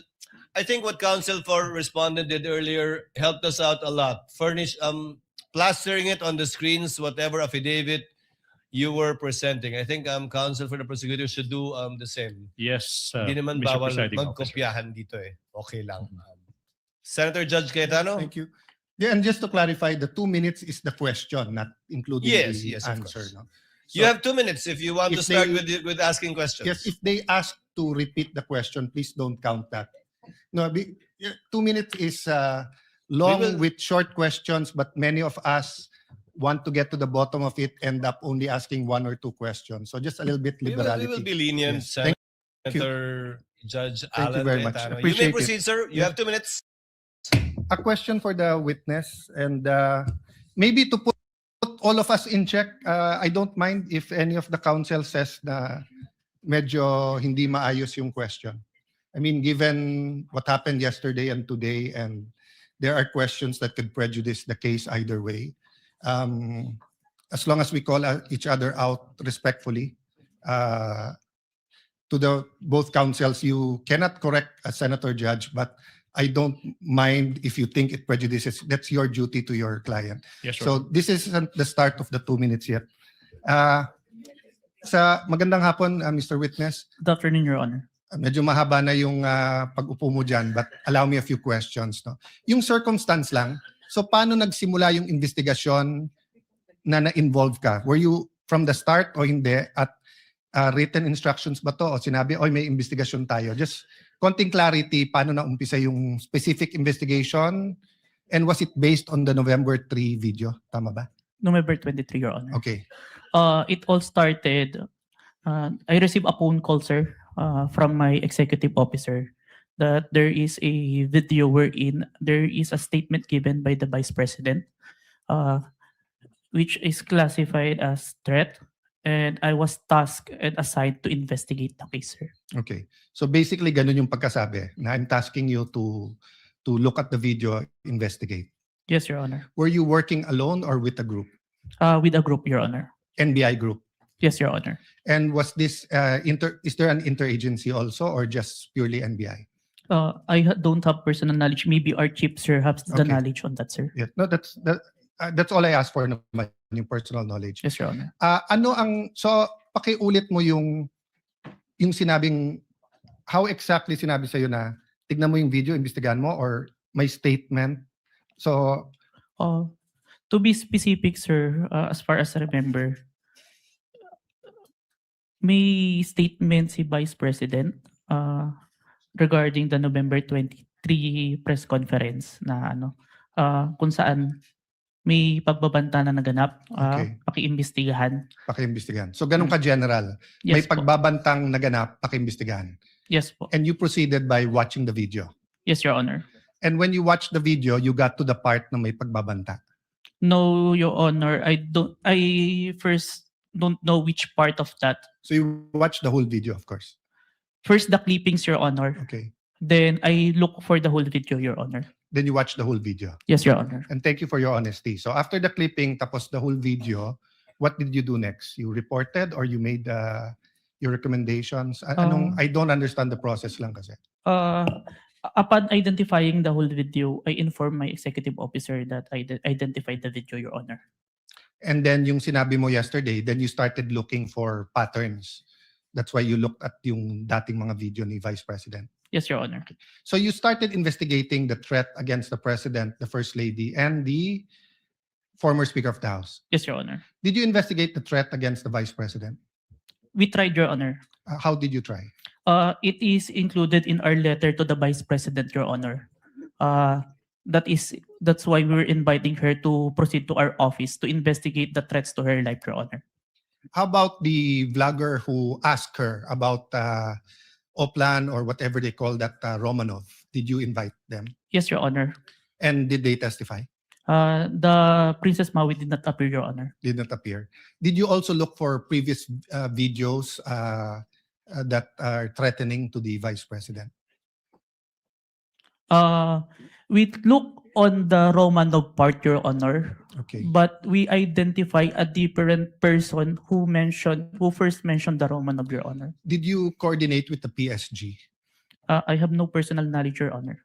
You yourself? Yes, Your Honor. Maybe our chief, Your Honor. Yeah. But you are aware that the primary responsibility of protecting both the President and the Vice President is the PSG? Yes, Your Honor. So isn't it fair to say that any investigation against a threat to the first family, the President, or the Vice President, you would normally ask the PSG if they received any threat? I have no personal knowledge, Your Honor. No, I'm asking, hindi ba normal sa investigation kung sino yung primary agency na taga-protekta na lumalaban dun sa threat ay tatanungin natin? Yes, Your Honor. So bakit hindi tinanong ng NBI ang PSG? Or in your case, why didn't you ask the PSG? Maybe it can be answered by a chief, Your Honor. No, I'm not. I will ask your chief also. I'm asking you, when they said, look at this, you looked at other videos, you tried to get Princess Maui, you tried to get the Vice President, but you didn't contact the PSG for the First Lady, for the President, and for all you know, the PSG will tell you right there and there, the threat is real, or the PSG will say, politika lang yan. Diba? Both the Vice President and the President are protected by the PSG. So why wasn't so nakalimutan lang or wala sa procedure nyo or? Your Honor, there is already a statement from the National Security Council, Your Honor, that it is an active threat, Your Honor. That's why we start investigation. Yes, and the primary group that will know if it's an active threat is the PSG. So if this was the United States, it will be the Secret Service. So whether the FBI or the CIA, state troopers, the federal marshals, kung sino man mag-iimbestiga, parati nilang tatanungin yung Secret Service. So I'm just curious why we did not ask the PSG input. Kindly wind up, Senator Cayetano. Senator Okay. Judge Cayetano. So my last question is, how did you characterize the threat of the Vice President to the President? Given that ang exact words niya, huwag kang mag-alala ma'am sa security ko kasi may kinausap na akong tao, sinabi ko sa kanya, kapag pinatay ako. So that I'll be fair to you and not vague, no? Did that phrase, kapag pinatay ako, have any bearing in your investigation? Yes, Your Honor. And what was that bearing or thoughts in your mind? First of all po, dun sa statement, may nakausap na po.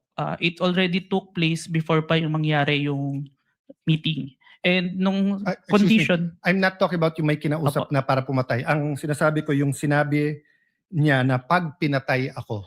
yes, Your Honor. How did that affect your investigation? There is a condition na kapag pinatay siya. But as we can see, it's only applicable if there is only two parties. The statement make a loophole wherein a third party can use that na kapag namatay si BP, ma-execute ngayon yung statement ni BP na may nakausap na siya without the participation of the one mentioned, the President, the First Lady, and the Speaker of the House, Your Honor. That's fair. But what I'm saying is that in your reports, did you characterize it as a conditional threat? Kasi kung hindi naman siya pinatay, the logical implication is that there's no threat against the... So I'm not saying it's not illegal, immoral to contract a killer. I'm just trying to follow the logic na pag sinabi kong pakukulong kita, Mr. Witness, pag nagsinungaling ka under oath, then it's actually not a threat. It's a legal... I'm just telling you the law, di ba? Pero Yes, pag sinabi kong pag hindi ka sumunod sa akin, anuin kita. So that's my last question lang. So how did you characterize that? It wasn't a conditional in your mind because may kinausap na? Even with or without, sir, it's still considered a threat as long as the I person... have no doubt there. I'm just asking, is it a conditional threat?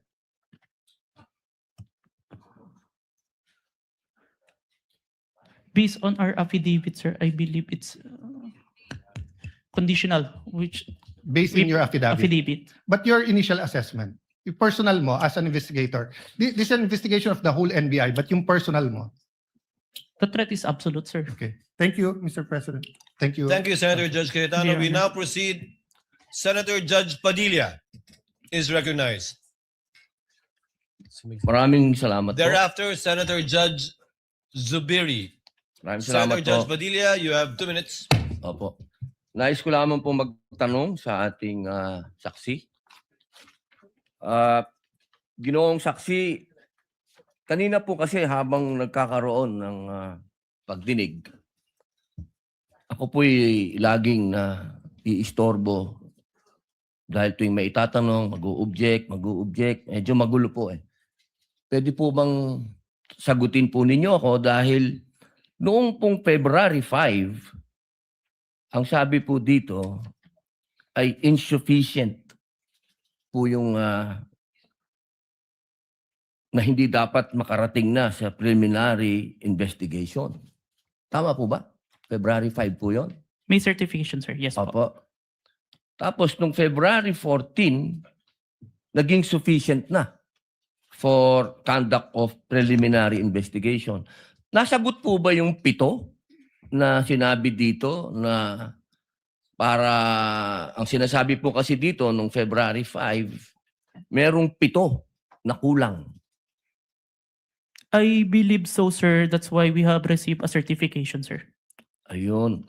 Kasi po, parang narinig ko kanina, hindi po naibigay yung original copy nung sinagawang interview kay Vice President Sara Duterte.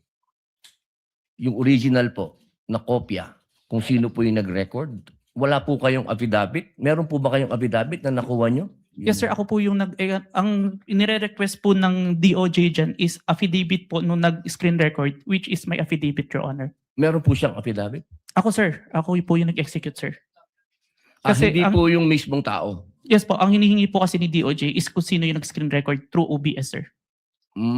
Hindi po yung mismong tao? Yes, Your Honor. Kayo lang po yung nag-affidavit?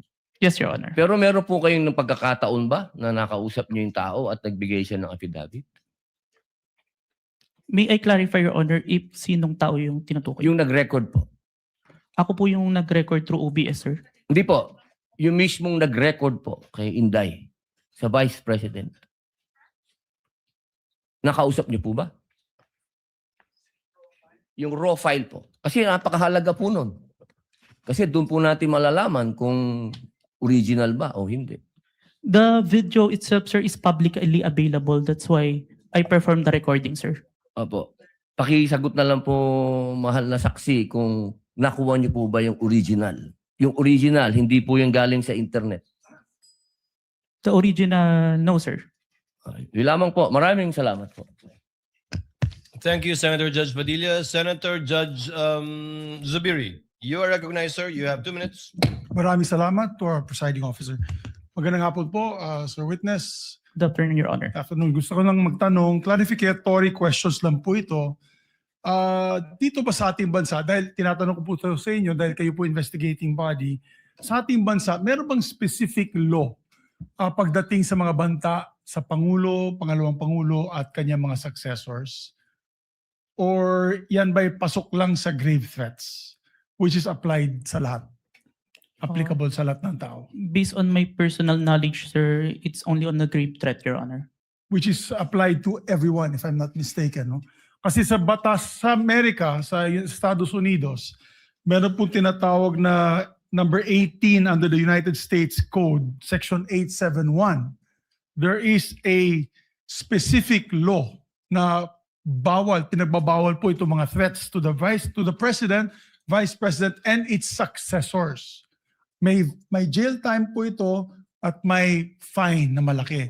As a matter of fact, dito sa panahon ni Pangulong Trump, marami na po silang kinasuhan at hinabla at napasok sa kulungan dahil sa paglabag nitong batas na ito. At Secret Service po ang sumasagawa ng investigasyon.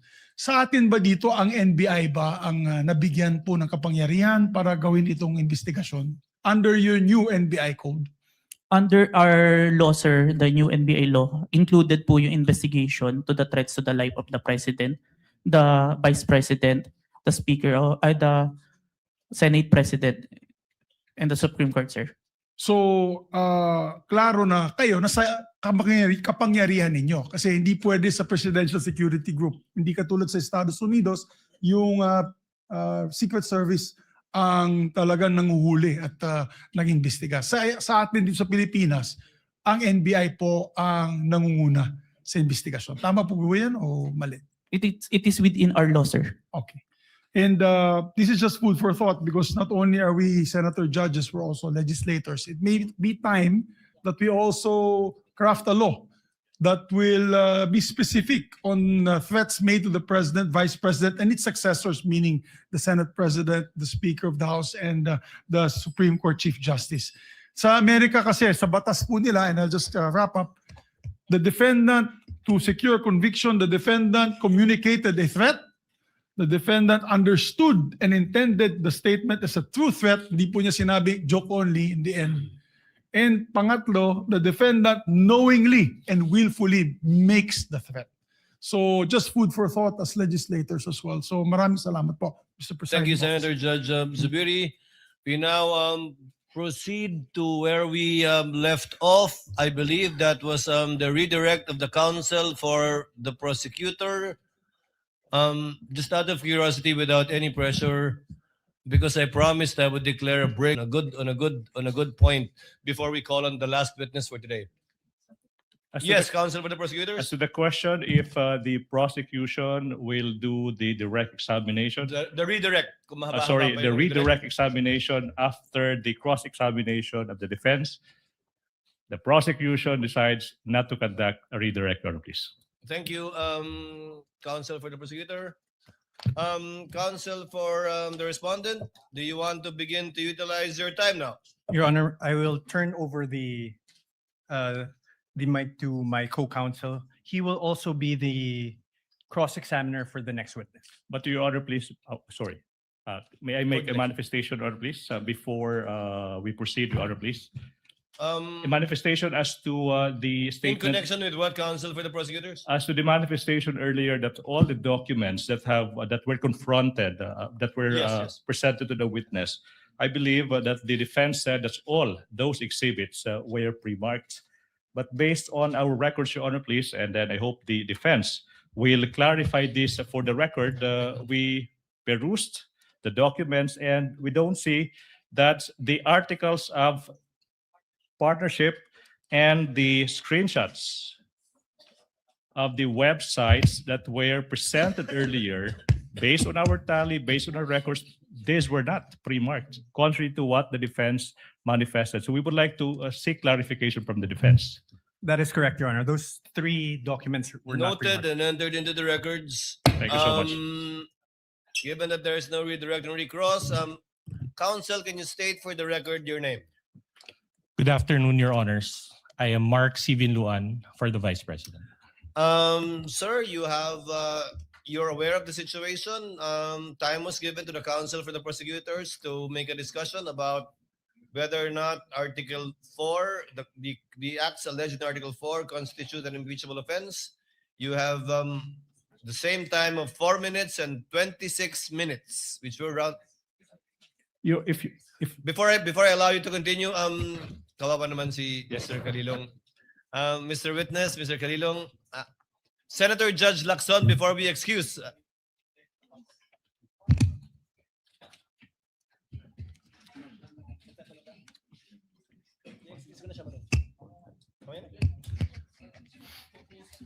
Senator Judge Soto is recognized. Sir, what is your pleasure, sir? Mr. President, Mr. Presiding Officer, are we going to dispense with the witness already? Unless you have questions, I believe Senator Lacson has questions to the witness. So not yet. Well, it's a simple question. The gentleman You're may proceed. familiar. Thank you very much. You're familiar with the internet, of course. Yes, Your Honor.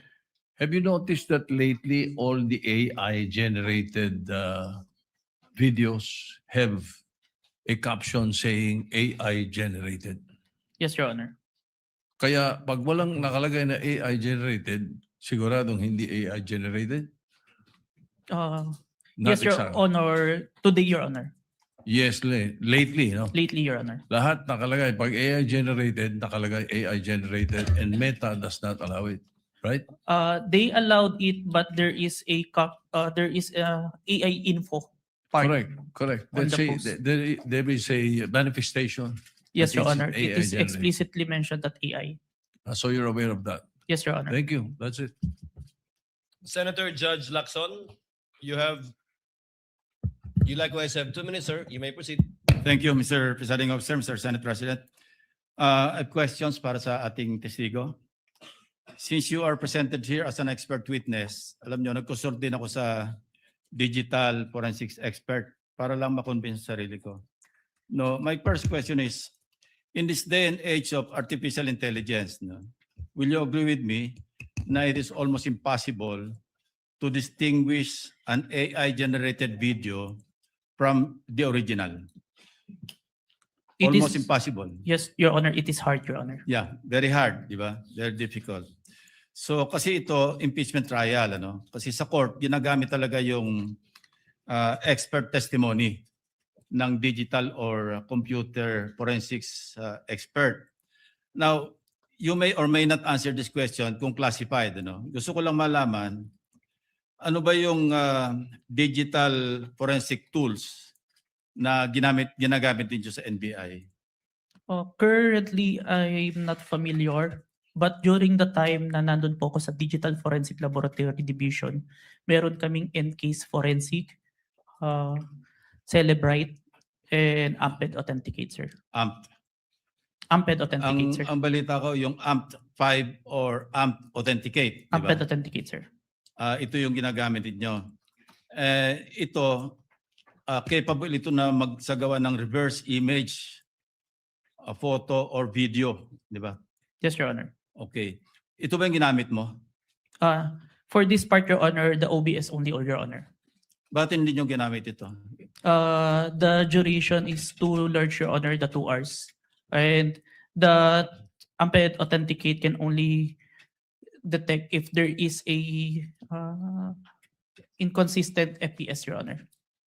Yeah, kasi kaya ako tinanong yon dahil una-una maraming para mag-adhere na magamit sa korte, no? Likewise sa impeachment court. May mga requirements, di ba? Sinabi mo kasi meron kayong open source, di ba? Yes, Pero Your Honor. ang pinaka-importante yung chain of custody, of course, yung provenance. Yes, Your Honor. Yung original na pinanggalingan. Yes, Your Honor. Ang sabi mo, pinanggalingan lang Facebook. The Facebook was captured, Your Honor. So, hindi yun ang original, di ba? The screen recording is the original itself as to my authentication, sir. Yeah, and you can attest sa authenticity ng video. Yes, Your Honor. In spite of not being or not having originated from the original. Yes, Your Honor. I compared the recorded with the original and ensured that the contents are identical, Your Honor. Kasi nabanggit mo rin, ginamit mo yung manual comparison. simultaneously ng dalawang videos. Yes, Your Honor. Pero again, I will insist na talagang hindi reliable yung manual. Ito yung sinabi sa akin ng digital forensics expert na nakausap ko. No? Ang mas importante, makuha mo yung original copy, yun nga, yung provenance, di ba? Para talagang, tapos masundan mo yung sa analysis, gagamitan mo ng tools para malaman mo na talagang authentic yung video. Of course, I'm not here to question the authenticity. I just want to be assured dahil sabi ko nga kanina, pagka sa artificial intelligence, napakahirap talaga. Almost impossible to distinguish it from the original video or yung source. Yes, Your Honor. And you are competent enough doon ginagamit yung forensic tools o forensics tools at yung inyong yung competence mo through your training, no? And experience, Your Honor. And experience. Kasi sabi mo nga, you've been with the NBI since 2021, di ba? Yes, Your Honor. And since then, you have appeared in some 20. At least 30, Your Honor. 30. Yes, Your 30 court hearings. Yes, Your Honor. So, thank you, Your Honor. Thank you, Mr. Presiding Officer. Thank you, Your Honor. Thank you, Senator Judge Lacson. Senator Judge Cayetano, what is your pleasure? Just a clarification addressed to the presiding officer. You may proceed, sir. Apologies, I don't remember if it was one of the counsels or one of the senator judges who asked the witness a while ago whether he was an expert witness, and he said he was a competent witness. That is correct. And there's a The difference presiding between an officer expert confirms that. witness. So he's not an expert witness. He's an competent witness. That is correct, Yes. sir. So that will have bearing because whether or not an AI video can be produced without an AI has to be testified by an expert witness. If I may, Wait, yeah, go ahead. If I That may- doesn't mean, I don't think you'll disagree with my second statement. That doesn't mean that this witness is not competent to testify on that. Second point, I just like to clarify for the record, my understanding of watching the video is that it was on StreamYard, then a link was shared sa Facebook. Yes, Your Honor. So if that's the case, Mr. Presiding Officer, the original video is with StreamYard, not with Facebook, or are both original? It's Zoom, Your Honor. Zoom? Yes, Your Honor. I was informed StreamYard, but just for the record, so that later on when we review everything, someone testified to it. Duly noted. Yeah, thank you. Duly noted and entered into records. Mr. Vinluan, you have your 4 minutes and 26 seconds, but we cannot use the seconds in our timer, so just look at the clock, sir, please. Your Honor, please. Before we... Yes, Mr. Kalilong, you are excused, sir. Thank you, Your Honor. And thank you for your time and cooperation with this impeachment court. Thank you Thank so you, Your much, Honor. NBI Senior Agent John Mark Calilong. Thank you so much. Hold on, Mr. Kalilong. Yes, Senator Judge Padilla, what is your pleasure, sir?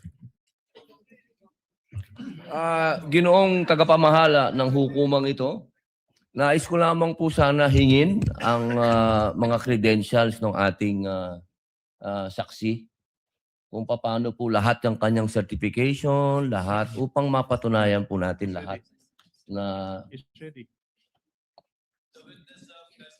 To it earlier, but kindly respond to the question of Senator Judge Padilla, Mr. Witness.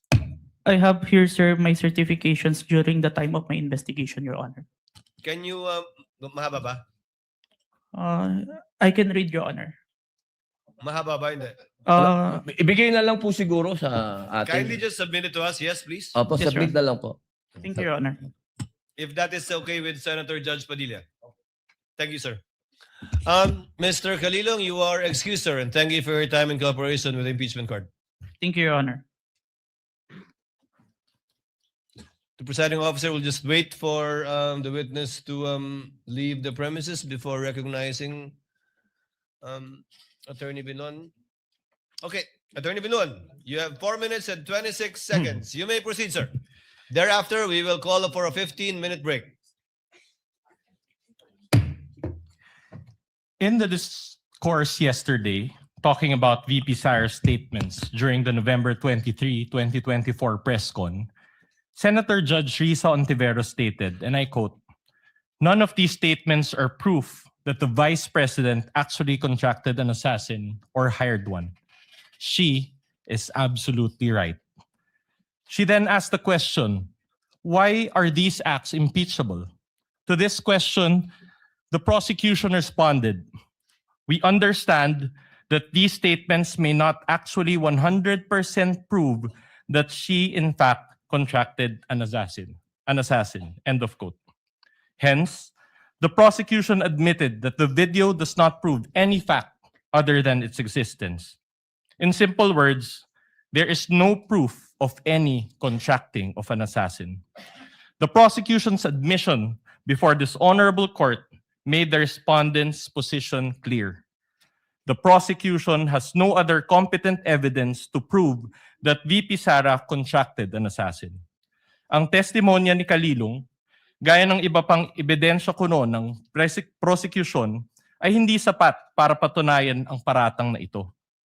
Trying to prove this stretched narrative using a hodgepodge of materials is a waste of this honorable court's time and the Filipino people's money. Si VP Sara na mismo ang nagsabi na hindi assassin ang kinausap niya. This term only came from people who took her statements out of their proper context and tried to exaggerate them for what they really meant.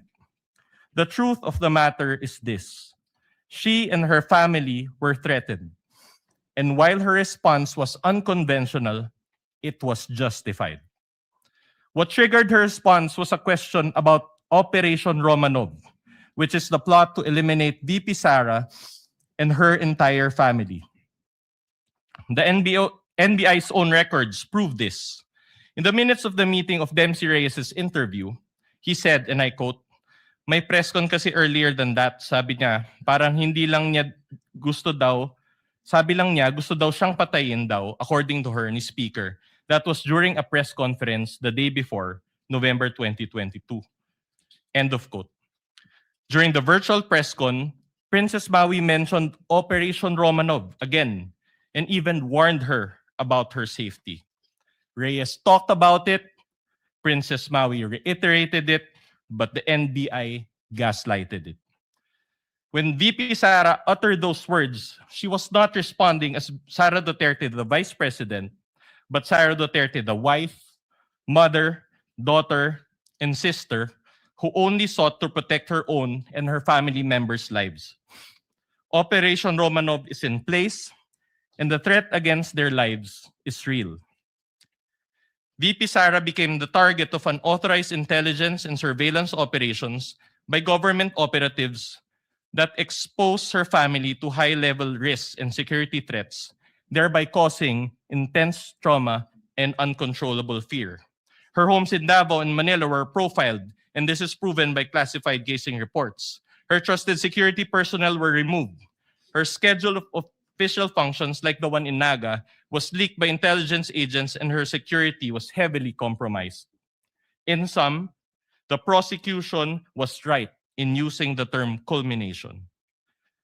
But the prosecution's interpretation is wrong.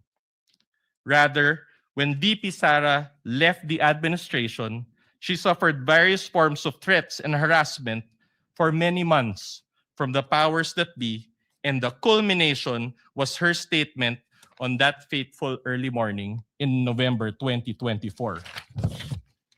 She didn't commit an impeachable offense.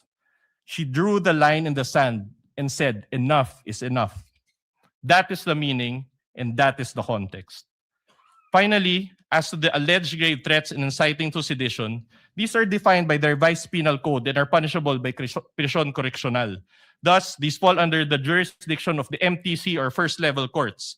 These charges are not other high crimes as contemplated by the Constitution as grounds for impeachment and are therefore not impeachable. After all, VP Sara was fighting two important battles that day. One against the threat to her family's life, and another against the life of the ordinary Filipino, constantly suffocated by the immense weight of corruption, which she talked about during the press con.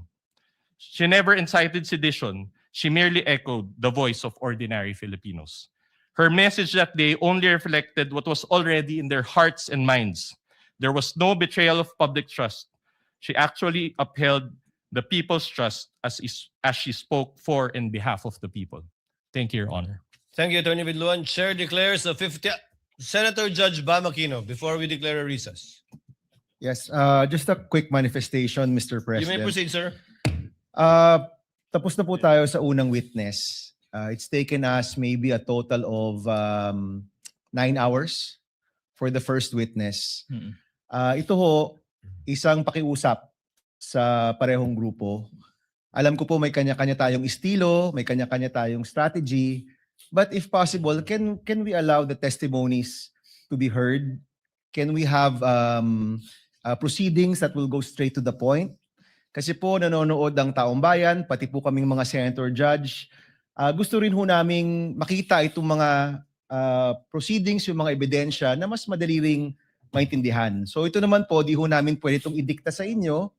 But if possible, the succeeding witnesses, and we have a long list, this goes for both parties by the way, let's have proceedings where we can go straight to the point, malaman natin yung puntos ng bawat grupo para makapag-desisyon rin po tayo ng maayos. Ito po this is a plea, no? This is not an order to both parties, but if we can, this is the People's Tribunal, we're watching, everybody's watching, sana po payagan natin na lumabas yung mga katotohanan, lumabas yung mga ebidensya upang maging mas madali at mas kaya-aya po yung ating proceedings. Yun lang po, Mr. President. Thank you so much. Noted and entered into the records. Chair would like to give Senator Bam, bibigyan ko ng konting pag-asa sa Senator Bam. Usually, ang mga paglilitis tulad nito, parang diesel yan.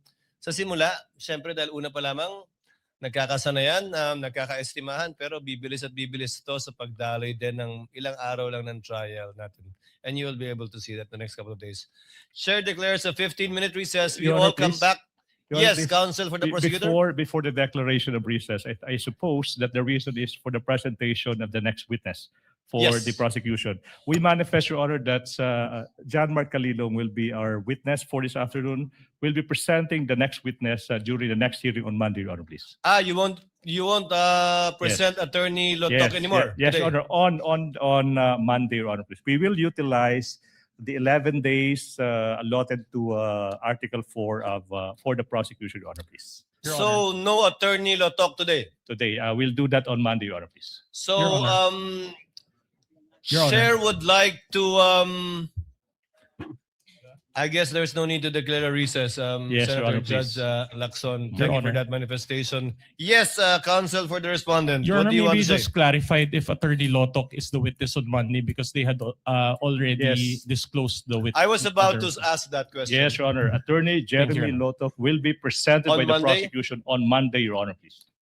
Likewise, can you name us, you manifested that you will also be presenting next week or requesting a subpoena to,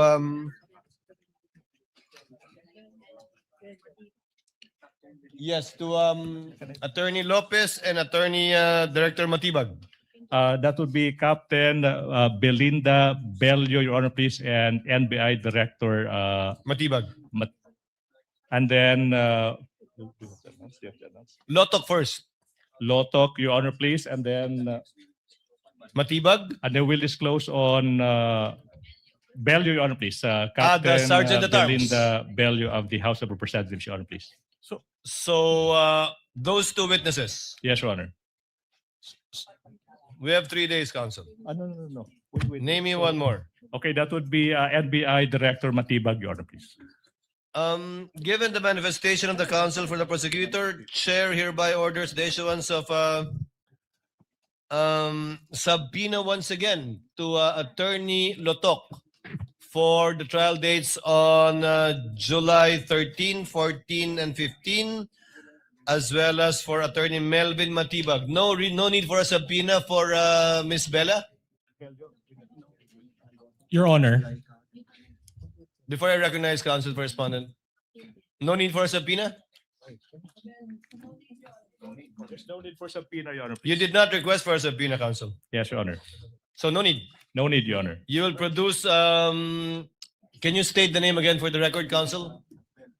Can you state the name of the witness again for the record? Your Honor, the first witness will be Captain Belinda Bello. Sorry, that would be Attorney Jeremy C. Loto. Mhm. Number 2 is Captain Belinda Bello. And number 3, NBI Director Matibag. And number 4. Thank you. That's for no. Thank For you, next Counsel. week, those are the witnesses, Your Honor, please. Thank you. Counsel for Respondent, Your what Honor, is your pleasure? Your Honor, considering the change in schedule, may we just confirm if that is the exact order of presentation next week? I believe so. The chair would like to be the one to confirm that. To reiterate, Your Honor, may I be recognized? I apologize. yes, the member of the panel of prosecutors, Representative Defensor, what is your pleasure, sir? Your Honor, may I just correct, since the private counsel is under the direct supervision and control of the Yes, of counsel of course. prosecutors. For Monday, Your Honors, we will be presenting Attorney Jeremy Lotok. For Wednesday, we will be presenting Tuesday, we'll be presenting Attorney Zulaika Lopez. And for Wednesday, our third witness, we will be presenting Captain Belinda Bello. Captain Belinda. So Director Matibag is not yet going to be presented next week. Not yet, Your Honor. We will manifest on Monday if we can consider him for the Wednesday's session, depending on how the trial goes or how long the testimonies will take for both parties. Noted. What is the pleasure of counsel? Chair would like now to discuss and dispense with some administrative matters. The BIR box, which the chair ordered to be returned on July 6, has actually been returned to the BIR, sealed, untouched, and duly received accordingly. And the counsel for the prosecutors have filed a motion for the issuance of subpoena duces tecum at testificanum to the BIR concerning this box. Has a copy been furnished to the counsel for the respondents? None yet, Your Honor. None yet? I thought, yes, Your Honor, we confirm that we emailed a copy to the respondents. Last Kindly Monday, Your check Honor. so that we can dispense with the need of reading the subpoena. Having said that, given that this has been put in issue rather in the pre-trial brief of both parties, of rather the counsel for respondent, we will accord the same treatment to this with respect to the subpoena, request for subpoena for the bank accounts of the spouses, Vice President Sara Duterte and Attorney Mans Carpio. Therefore, the presiding officer orders both parties to submit a memoranda on the subject matter of the subpoena of the BIR records on Monday. And we will also schedule the oral arguments for deciding on this issue together with the bank records on Wednesday. Each party will be given 10 minutes without prejudice to a rebuttal and or a rebuttal by the other side for another 3 minutes before the court shall decide. We will comply, Your Honor. We will comply, Your Honor. Thank you. So ordered. In regard to the request for the issuance of a motion for subpoena, asan yun?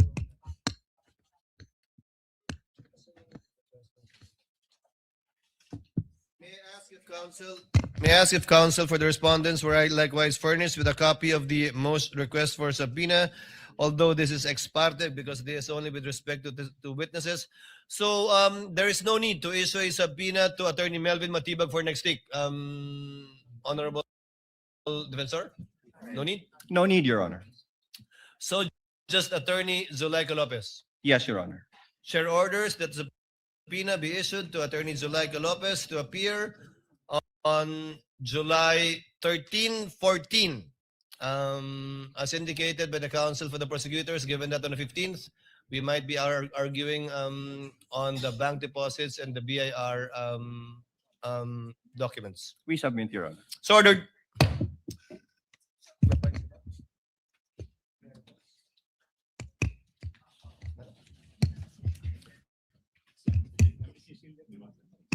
There being no other matters for consideration by the court, and given that the counsel for the prosecutors have manifested that they will no longer present Attorney Lotok today, but rather on Monday, the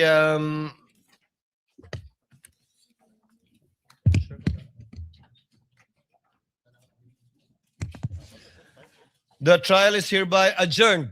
until 2 p.m. of Monday, July 13, 2026.